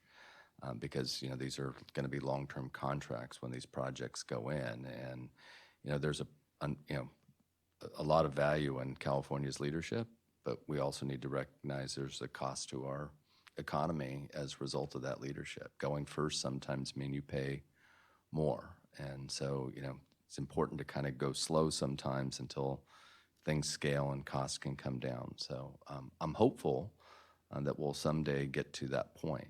But offshore wind's another example. It's going to, at least in the short term, be fairly expensive and compared to other resources that we could be providing. Thank you, Michael. Good to see you again. Good to see you. You mentioned briefly that agriculture is, you know, pretty aggressive now in putting in, you know, solar, but that their ability to do that may be short-lived. I know isn't the NIM 2 going away, and can you explain how that all works? Yeah, so we've gone through now, we're on our third iteration of net energy metering. And so as of April, I can't remember if it's 13th or 15th, all new projects that come online, whether on your residence or your commercial operation, will be under NEM 3.0. And the details of that were just finalized by the commission in December. And so we're moving into another transition. Those that have, implemented solar during NEM 1.0 or NEM 2.0 are grandfathered into those programs, I believe, for 20 years in both programs. And so that's really positive. We fought really hard to keep that so that the rug didn't get pulled out from underneath someone who had made a significant investment. Some of the details for NEM 3.0 are still being worked out, and probably the most important one, clearly some of the payback periods are going to extend because there's going to be lower amounts paid for some of the energy that's generated back into the system. Won't affect agriculture as much because we were never getting a high price for the energy we were generating back into the system. But the big concern, as I mentioned, is there's still a discussion going on at the Public Utilities Commission as it relates to what we call NEM-A or NEM aggregation. And aggregation is critically important to agriculture because that's what allows us to put in one system and serve all the loads on our contiguous properties, all the pumping installations. Without aggregation, solar is really difficult on most farms. And so there's an opportunity for this board and others to weigh in at the PUC, I think would be very helpful on the critical importance of maintaining NEM aggregation. Because like I said, there's still some question and the utilities are pushing pretty hard to get rid of it. Michael, I think that's going to wrap it up. We're going to move on. Really appreciate all the information you brought in, and I'm sure we could talk for quite a while longer on this because it affects all of us. Just down the street, so anytime. Thank you. Good to have you here. And I did receive a public comment as well. I'm wondering where the conversation is around the money available through the Bipartisan Infrastructure Act and the Inflation Reduction Act. There's significant funding for all the infrastructure changes and needs articulated. Yes, there's plenty of money. Yep. It'll go fast. All right. Our next presenter is Michael Rinker from the U.S. Department of Energy via webinar here. Michael is the manager of the energy efficiency and renewable energy market sector within Pacific Northwest National Laboratories Energy and Environmental Doctorate. In this role, he is responsible for the development and execution of the office strategy and buildings and federal energy management programs from biomass technologies, fuel cells, advanced manufacturing, and renewable energy. Mr. Rinker holds a bachelor's degree in civil engineering and a master's degree in applied mechanics, both from University of Wyoming. So we are welcoming you to our program this morning and apologize for the delays that we had, but we had a lot of really interesting comments this morning. So Well, good morning, and I'm hoping are you able to hear me okay? we can hear you really well. I think we'll get your screen up here shortly. And while that's happening, I really appreciated Michael's presentation. I was able to log in early and listen in on that. And it's very similar to other conversations we hear around the nation. And of course, with California being a leader, I think you guys are kind of at the tip of the spear with some of these very big challenges that are happening across the board. So I really appreciated his discussion. So yeah, again, I'm Mike Rinker. I actually am on special assignment to the Department of Energy for the last year plus. I'm on what they call an IP assignment. So essentially, for all intents and purposes, I'm a Fed, but I actually hail from the Pacific Northwest National Laboratory up in Richland, Washington. And so again, really appreciate the board reaching out to us and asking for some information. So next slide. So just a quick summary, and I'll probably fly through these slides pretty quickly. I know you're behind on time, but I'll tell you a little bit about EERE and a little bit of the alphabet soup there, and kind of the lens through which DOE is currently viewing energy, water, and carbon related to agriculture. Obviously, agriculture is not in our name. We are the Department of Energy, but it has become something that has begun to take some focus within the department, and I think you're going to see some ongoing focus there. A little summary of some of the recent ongoing project efforts, as well as, you know, at the end, I think probably what you're most interested in, especially after the last conversation, is how can the state of California, how can some of your stakeholders become involved in some of the things that we're doing? So next slide. Really quickly, and I'm understanding that there are some folks there who don't like the word decarbonization. Unfortunately, DOE does. And so right now within the Office of Energy Efficiency and Renewable Energy, decarbonization is pretty much our primary goal right now with this administration that has become a very important topic. And you can see over there on the right-hand side of the screen at the bottom, one of the 5 priorities of EERE is to help enable a net zero agricultural sector. Not sure we know how to do that, but I'll provide some comments to that. Next slide. And as part of what we're doing, EERE is divided up into a number of different offices. I'm only mentioning this one here because that's where Josh reached out to, is through the Industrial Efficiency and Decarbonization Office, which looks at energy intensive industries as well as cross-sector industries and helps with workforce and technical assistance across the board. But I will say that as part of the energy intensive industries, you know, food processing is considered part of that, as well as things like cement, chemicals, and steel. So it is something that we are looking at as an office. So next slide. So a little bit of our thinking. You know, again, our priority, right? One of our priorities is decarbonizing the agricultural sector, especially focused on the nexus between energy and water. And so part of the question is, in the United States, can agriculture become net zero? And I don't know the answer to that, but I think you heard some comments, you know, related to that in the previous presentation. So I'll leave that be. But in our view, one of the things that we're trying to look at is the agricultural system, and from a very wide perspective around energy and water. As you probably are already well aware, you know, on the energy side, if you look at agriculture across the various sectors, it roughly uses about 10% of of the nation's energy. Now, that's not just for growing, that's everything from growing to transportation to processing to actual production of food on the table. So, it's roughly 10% of the nation's energy use. And on water, and I think California knows this very well, across the country, discharge of water from agriculture is about 25 to 30% of all withdrawals. In the Southwest in California, it's more on the order of 70 to 80%. And of course, and we just heard, some of the challenges around underserved communities and the infrastructure that is necessary there. It's completely inadequate at this point. And it's something we're also trying to understand and get our arms around.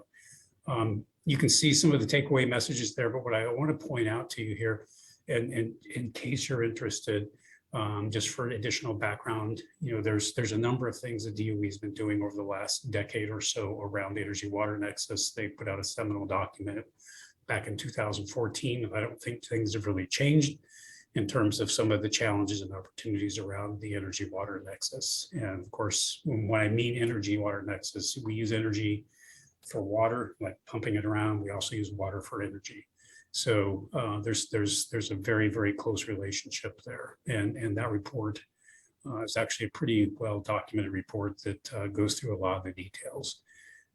Recently, we just submitted to Congress at their request what kind of things that we're doing with the USDA and agriculture around energy efficiency and renewable energy. So I'll give you a little bit of a summary later in the presentation on that, but that report is available and for public use. I think we sent a copy to Josh earlier.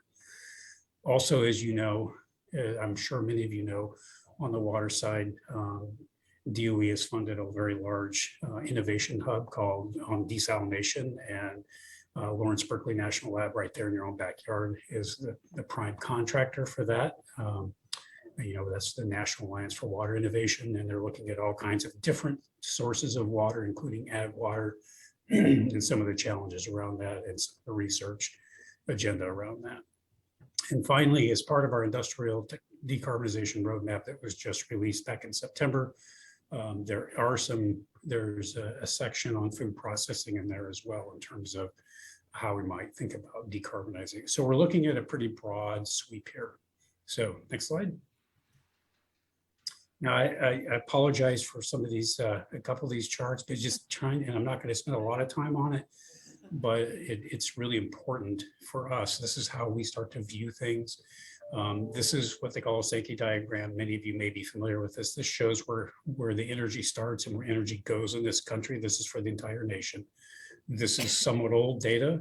It is very difficult to get new data on this, but and then the bottom section is where our water goes in the nation, not just California, but in the entire nation. So you can see, for example, the US right now uses about 100 quads of energy, give or take, and roughly 10% of that is associated with agriculture, even though we don't show that as a sector on this particular slide. It's wrapped up in those other sectors. And then you can also see on the water side where agriculture uses a significant amount of water there. You can see the numbers there. I'm sure you're probably familiar with those.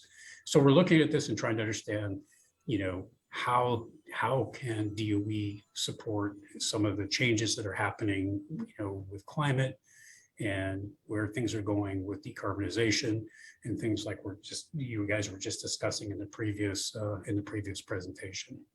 Next slide. Of course, on the other side, besides energy and water, we are looking at GHG emissions. This particular chart, and again, you may be very familiar with this. This just shows from EPA numbers, where we are, what the emissions are with regards to greenhouse gas emissions, and usually EPA looks at it two different ways. They usually have 6 sectors. In that figure on the left, it only shows 5, but they also show the 5, and they've then associated the greenhouse gas emissions associated with electricity generation into this mix as well. So you can kind of either keep it separate or you can keep it together. And so there on the right, you can see the overall greenhouse emissions from the agricultural community across the country. And of course, you can see in the 15%, and you can see kind of where that 15%, where that's coming from.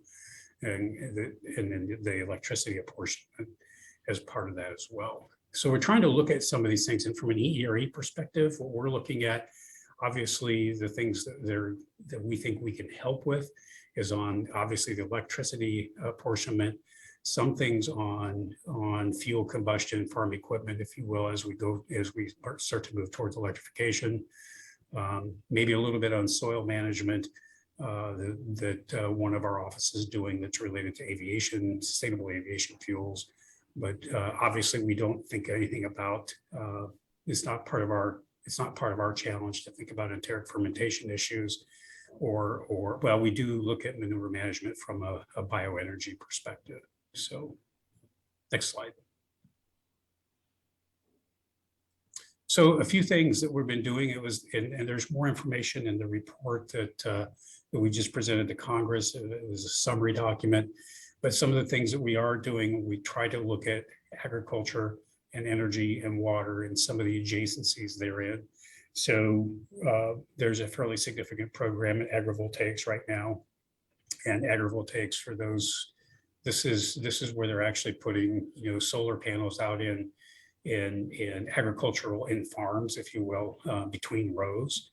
And there's been a number of deployments of that around the nation. In fact, I think the USDA and our Solar Energy Technologies Office just had another workshop on that. So they've been doing a lot of research in this and looking at the multiple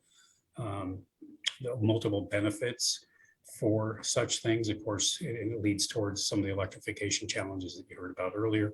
Obviously, distributed wind. Maybe, I'm sure, I know California already has a lot of wind energy in certain parts of the state. And then, we heard about the offshore wind that's necessary to help with some of the challenges you've got. But this is another area where we're looking at how do we integrate these things into agricultural communities across the country. Hydrogen production, we heard a little bit about that earlier as well. And I'll tell you a little bit more about some of the current opportunities in hydrogen through the bipartisan infrastructure law as well, since there were some questions around the BIL. There's work going on in precision agriculture as we look at feedstocks for, like I say, for sustainable aviation fuels, because airplanes are not going to be electric, whether at least not in the near term, and not by 2050, that's for sure. So we are looking at sustainable aviation fuels through the use of biomass types of feedstocks. There's been a fairly significant amount of work in irrigation modernization, where we're looking at can we get some additional energy generation through conduits in certain canals. If they're, depending upon obviously where they are and what they're doing, we may be able to get some generation there. Obviously pumping water around, and California pumps a lot of water around the state. That is very energy intensive. And that's something that we're thinking about as well. Wastewater treatment, that's another it's starting to become a much bigger challenge that we're looking at in terms of various types of wastewaters, whether it be from ag water, from other uses, and how do we clean that up? How do we regain some of the energy that we put into it without completely destroying it or just throwing it away? So is there some valorization that can be done? So we got some programs associated with that right now. And of course, the desalination hub I talked to you a little bit about earlier, looking at how can we achieve pipe parity, looking at non-traditional water resources, or some people call it fit for purpose, fit for use water resources. And talked a little bit already, we have been looking at reduction in food loss and waste through the processing side of food. And there's been some activity going on there, and there's a little bit starting to happen in CEA, controlled environment agriculture. So you can kind of see some of the numbers. They're not, over there on the right, they're probably not nearly enough to solve the California challenges, but this is where some of the applied programs are going. And we'll talk, like I say, we'll talk a little bit more about where some of the other opportunities are as well. So next slide. Go ahead and advance it. And there we go. I think that's probably it on that slide. So there's a number of things, thank you. There's a number of things going on in terms of where we are looking at some investments within our industrial efficiency and decarbonization office. A lot of this is around, what we call technical assistance. And so things like CHP, we've got a couple of SBIR projects looking at combined heat and power into a type of greenhouse, as well as some other aquaculture things going on. So those are opportunities, but I'll talk a little bit more about what those opportunities are as well. And we work together with some of our other sister offices. For example, in the building technologies office looks at lighting and has been looking at how can we tune some of the current lighting technologies to best fit for crops in a controlled environment. Maybe we can grow them in the winter, but that's something that they've been looking at a little bit. And then, of course, like I say, the bioenergy office looking at food waste and other bioproducts, whether it be biofuels, biochemicals, or even syngas for other applications. So there's work going on there as well that's getting started. You can start to see that we're working with other parts of the federal government and trying to see how we can collaborate and be a little bit more effective as a government. As the federal government. So a little bit more on that in another slide. So next slide. So DOE can't, obviously we don't even think we can do it alone.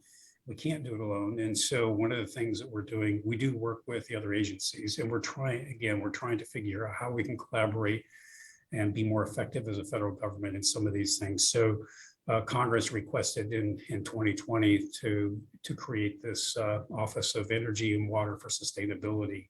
And so we've got 10 different agencies that we're working together. I have a meeting with them every 2 weeks that I lead, and looking at what does collaboration look like? What is, how can we get to a strategy around energy and water that would serve the nation, because currently we don't have one. And I think, like I say, in the previous conversation that you guys just had is a little bit of evidence of that. Next slide. Okay, so a little bit about opportunities, and I'm going to expand a little bit beyond the ERE just so that you can, and some of these I'm sure you're aware of, some of them you may not be. I'll try to also answer questions that you might have on these opportunities, but these are, essentially funding opportunities for partnerships, and depending on the type of opportunity, is the type of partnership will be considered. So, I'm sure most of you are aware of SBIRs and the Small Business Technology Transfer, or STTR programs. The DOE participates, most other agencies do as well. But to find out more, of course, these are for small businesses, and we know that small businesses are really the backbone of the nation. So we think these are really important. They're not large amounts of funding per award, but we believe that it's been pretty helpful for some of these small businesses in order to move forward in some of the activities that they want to do. So the website there, which is run by the DOE's Office of Science, those where those opportunities are announced from. The Office of Technology Transition, that's another one within DOE, it's more of a market pull. They have a program called Energy I-Core for entrepreneurs to come in and learn more about, what is it really like to be an entrepreneur and some of the challenges around your product. But they also look at moving other technologies from a technology perspective, moving them through maybe parts of the valley of death, as it were. And so there's opportunities for companies and others working with either academics or national labs to be able to move a technology a little bit further nudge so that it can actually become commercialized. And then a very new program that's starting to grow is called the Energy Transitions Initiative Partnership, and or ETIP. And that is what we're really looking at islanded, remote communities whether they be inland or whether they be along the coastal communities, but really looking at what their energy transition is going to look like and how can we support that. And, again, you heard things like microgrids and those sorts of things are what's being considered there. But there's opportunities for communities to actually start working on planning and getting funding to help move those things forward. From a pure research perspective, the Office of Science, which is one of the largest science funding agencies in the country besides NSF, this is very much long-term taking the very long view of a particular topic area, for example, climate, and looking at the 20 to 30 to 40-year view. And so there's a lot of early stage activities going on there.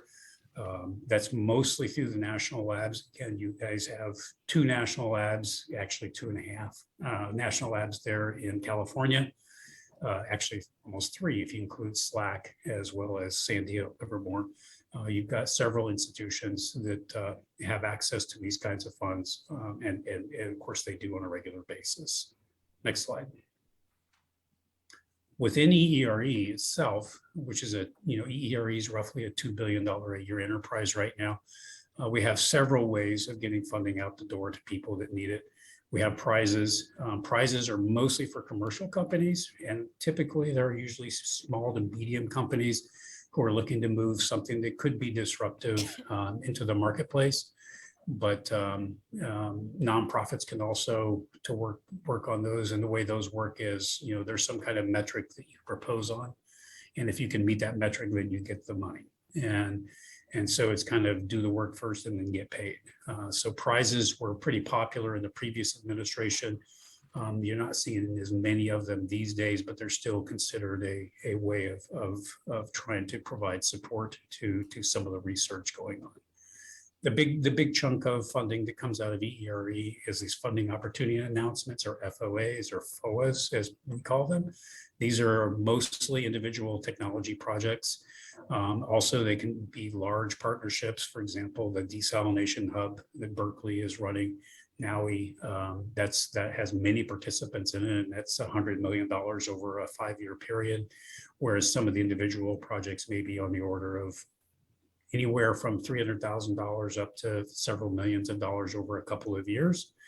And they can be lab-led, they can be academic-led, or they can be industry-led, depends on the particular FOA and what they're looking for and what kind of, if you will, cost match or cost share there is. And just also to let you know, since this is part of the state of California, California funding can be used as cost matching for some of these requirements. So the state can get some more bang for their buck in these kinds of partnerships if that's of interest. Technical assistance, those are pretty small, but they're fairly targeted. And again, most of our EERE offices have technical assistance programs people can tap into. So there's a website for that as well. And then finally, within EERE is our lab embedded entrepreneurship program, or LEAP. That's again where entrepreneurs can gain some funding to help move some of the things that they're doing along a little bit further. A little bit, the last thing is you're probably very interested in, especially after the last conversation, and especially because of the question that was asked. There are some other larger, very large programs because of the bipartisan infrastructure law, as well as the Inflation Reduction Act. So a new office within DOE, of course, most agencies, not all, but most agencies did get funding in the BIL and the IRA. But DOE has created a new part of the organization to try to be able to move these projects out as quickly as possible. As you can imagine, it's very, surprisingly enough, it is very difficult to move large amounts of money quickly. But the Office of Clean Energy Demonstration is currently trying to move through as quickly as they can the $500 million that they currently have, and trying to get that out the door in a number of different areas. So many of you probably heard of these hydrogen hubs. They are responsible for getting the funding out for those as well. So there's a number of things within the BIL, they are looking for, regional consortia in many cases. They really would like to see as much state involvement as possible, as well as other partners for some of these larger demonstration projects. And I think, there's some opportunity there. Is it enough, for example, for California? No, I'm sure there's not enough funding within these to completely fix California's infrastructure problem, nor the country's. But it can give us at least a start at trying to make some progress along those lines. And I think that is it. Yes. So I know that was a whirlwind tour, but I'm happy to answer any questions you might have. No, I appreciate your presentation, Michael. It's amazing. I was commenting about all the acronyms you guys have with your, Yeah, I know. with your department, and yeah, good for you there. But yeah, it's fascinating the funding opportunities that are there. Secretary Ross has a question for you. So thank you very much for your presentation. I found it very helpful. And I was wondering, I'm saying this from a state agency and how we collaborate with our sister agency at the federal level, how much interaction there is between either your program or the Department of Energy as a whole with our California Energy Commission, especially as we went through our last September with the CPUC and the Energy Commission and the Air Board all having to pull every string they possibly could just to make sure we could get through those 10 very high heat days. And I'm just wondering if there's a fairly well-established working relationship and exchange of information as you now have funding and will be playing a very important role in the infrastructure for where we want to go as a nation. So I appreciate that question. And it's a really important question. And I think there are some areas where there's quite a bit of interaction between the California Energy Commission and through DOE, or what I would say, it's not so much directly with DOE, it's much more so with some of the national labs. I know many of the national labs that DOE, has worked pretty closely with the California Energy Commission. I know, Berkeley does. I know National Renewable Energy Lab does. I know Pacific Northwest does, and I'm sure others do as well, Livermore, et cetera. So there is a lot of engagement at the national laboratory level. On the federal side, if you will, back in Washington, D.C., I know there are discussions that happen. I don't know if they happen enough. There's other avenues we also try to work through. We do have an established relationship with, for example, NASIO, the National Association for State Energy Officials. So that's another avenue. I do know that there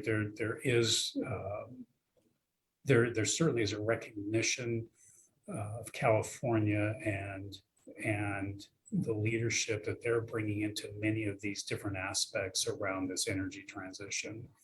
And do we have enough discussion? I would say probably not, but hopefully that addresses your question at least a little bit. Yeah, thank you very much. All right, do we have any additional questions? Seeing none. Josh, could you check online for any public comment on this presentation, please?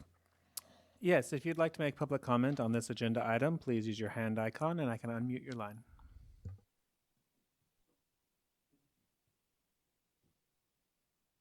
While we're waiting, I bet as the months go by, we'll have more reasons to invite Michael back. Both Michaels, I guess.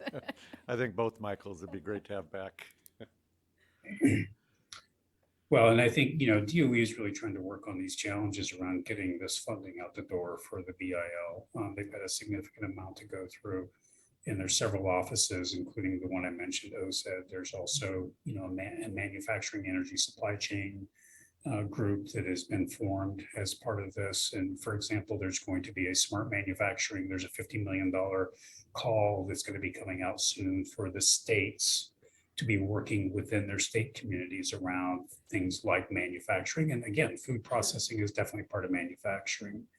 And there's also, and maybe this is more for Michael in some ways, but there's also what we call the Grid Deployment Office, which is also being responsible for putting out some of these larger projects now, as well as part of the BIL. So these things, again, they're slow, unfortunately. I mean, we'd like to get the money out like yesterday, but you know, they're trying to go through the process in order to you know, adequately get these projects started, making sure that, you know, we're not, you know, just incinerating cash, as it were, and trying to make sure that we're managing that process in a way that's going to be, you know, the taxpayers will actually appreciate.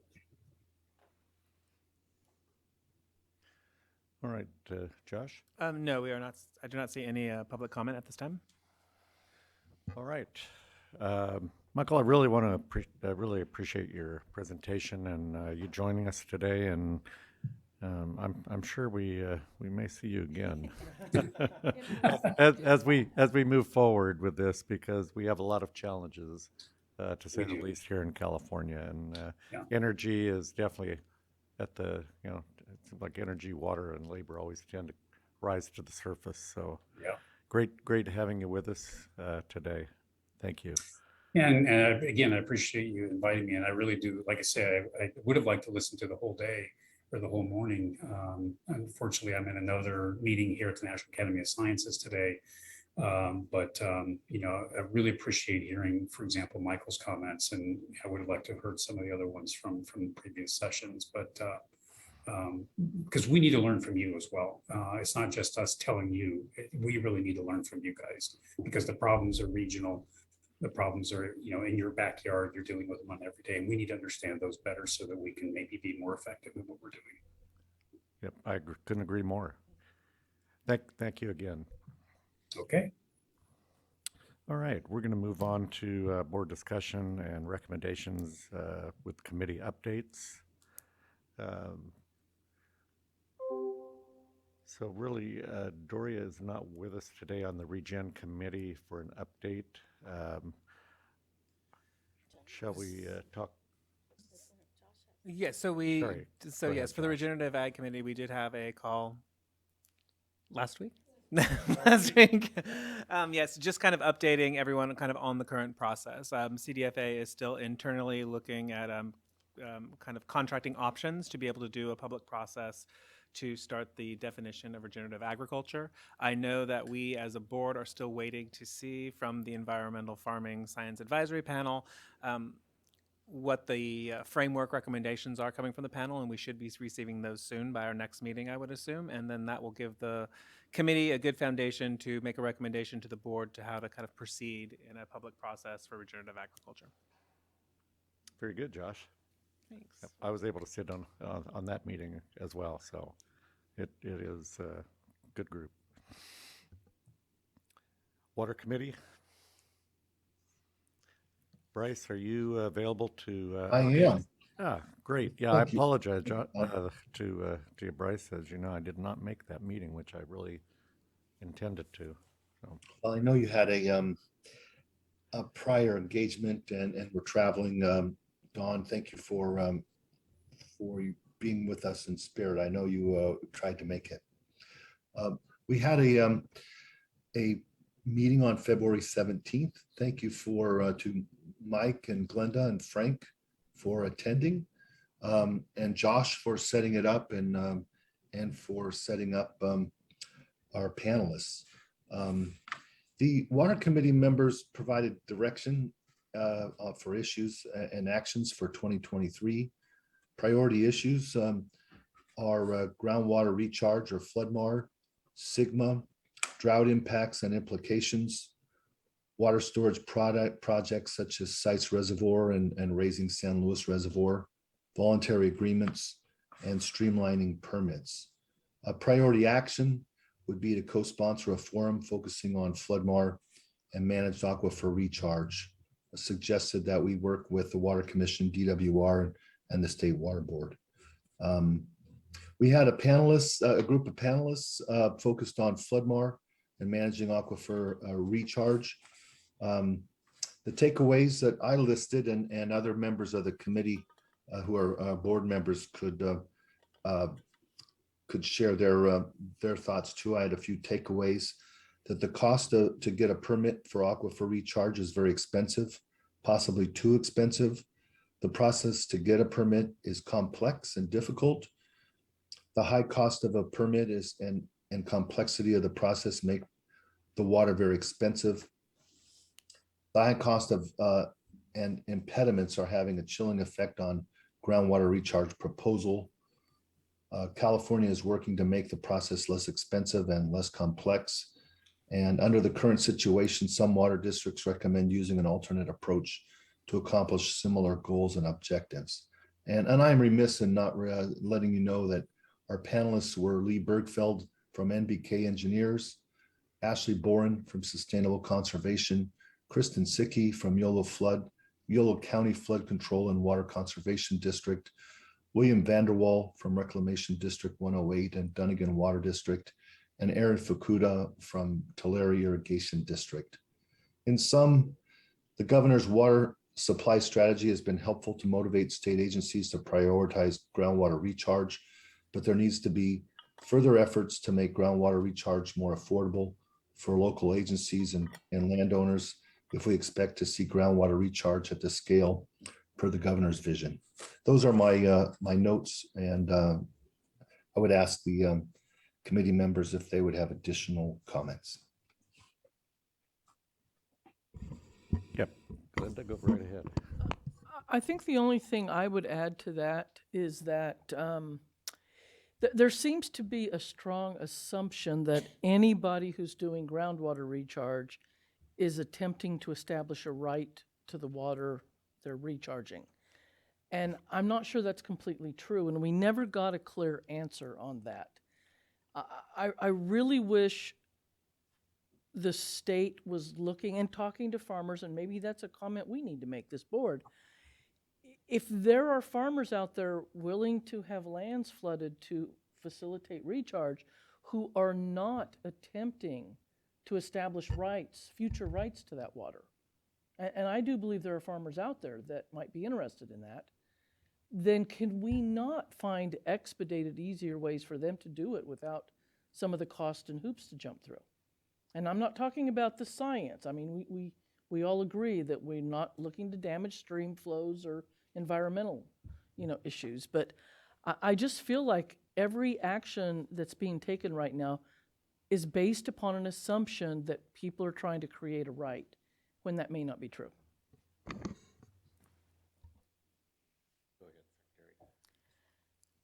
I think this is a piece of a bigger, I think we need to convene lessons learned.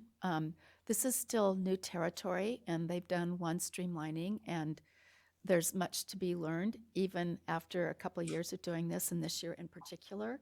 And I think this is a question to make sure we're all addressing, we all understand what real problems we're trying to address and the process forward. But I do feel, and this is not news to you, Mr. Chair, Mr. President, I'll grant one, but I just think it's really important for us to do a convening, and I think the Water Committee is perfect for doing some of that outreach with both DWR as well as Fish and Wildlife and the State Water Board.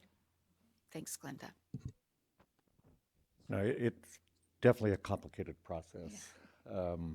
And it is expensive, and you have to be able to predict the weather a year ahead or 6 months ahead. I mean, that's pretty much what it boils down to. And the process is complicated. It's difficult, and you're right, Glenda. Some may be looking for water just to put on in a year, but they may have like this year, perfect opportunity to be able to do some groundwater recharge, but may not be looking for a long-term right because their access to the water may be fairly inexpensive. So, but long-term projects that are expensive, you almost have to go after the right as well. And I wonder if part of this could be clarified with further discussions and understanding those triggers for what is truly flood management, because that is about protection of downstream facilities and people. And it just seems that even after we've had an explanation a couple of times, I think there's still more there for everyone to understand and make sure it's a common understanding, and that we have an accurate understanding of what is a flood trigger. It may not just be a flood trigger. It may be like this year where we've got excess flows for at least some period of time.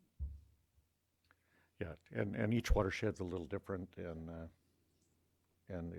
it's not a simple process. Understand that, but it would be nice if we, well, we know there's a 180-day permit, there's a 5-year permit, and the 5-year permit involves a lot of expense and a lot more time to get approval for.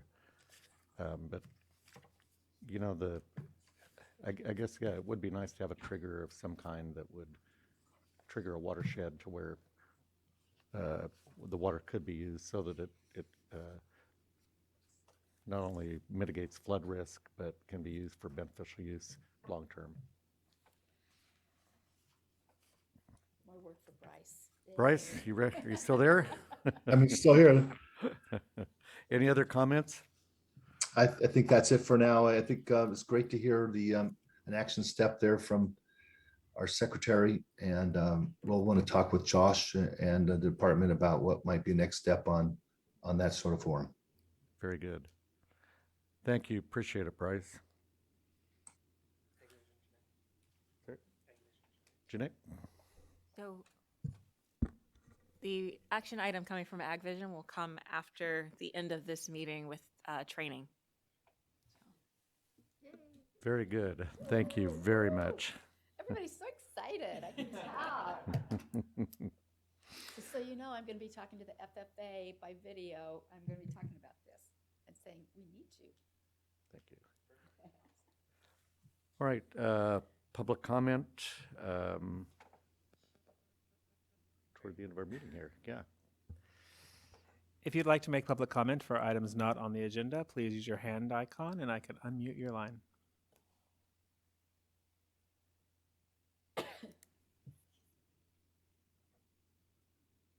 I'm seeing no public comment at this time. Thank you, Josh. At this time, we will adjourn our meeting. We're going to be doing board training on Ag Vision messaging after our lunch break. So don't go away, guys. I just want everyone to know that I heard Glenda knocked it out of the park yesterday. She followed Secretary Vilsack, which with his new presentation is a hard act to follow. Oh, that's good. Oh, so then he could pick up on where you left, everything that you said. But she talked about rural development and cooperative extension, and it was the National Farmers Union Convention in downtown San Francisco, and I just kept hearing lots and lots and lots of good comments. Good to hear, Glenda. Great to have you on our board as well. Okay. Don, what time to reconvene? What would be a target? Bryce, I'll give you a call. We're concluding the public meeting, so it'll be board training. So I'll give you a call. Very good. Thanks. Thank you. We're good? Okay. Thank you, everyone. We'll see you next month.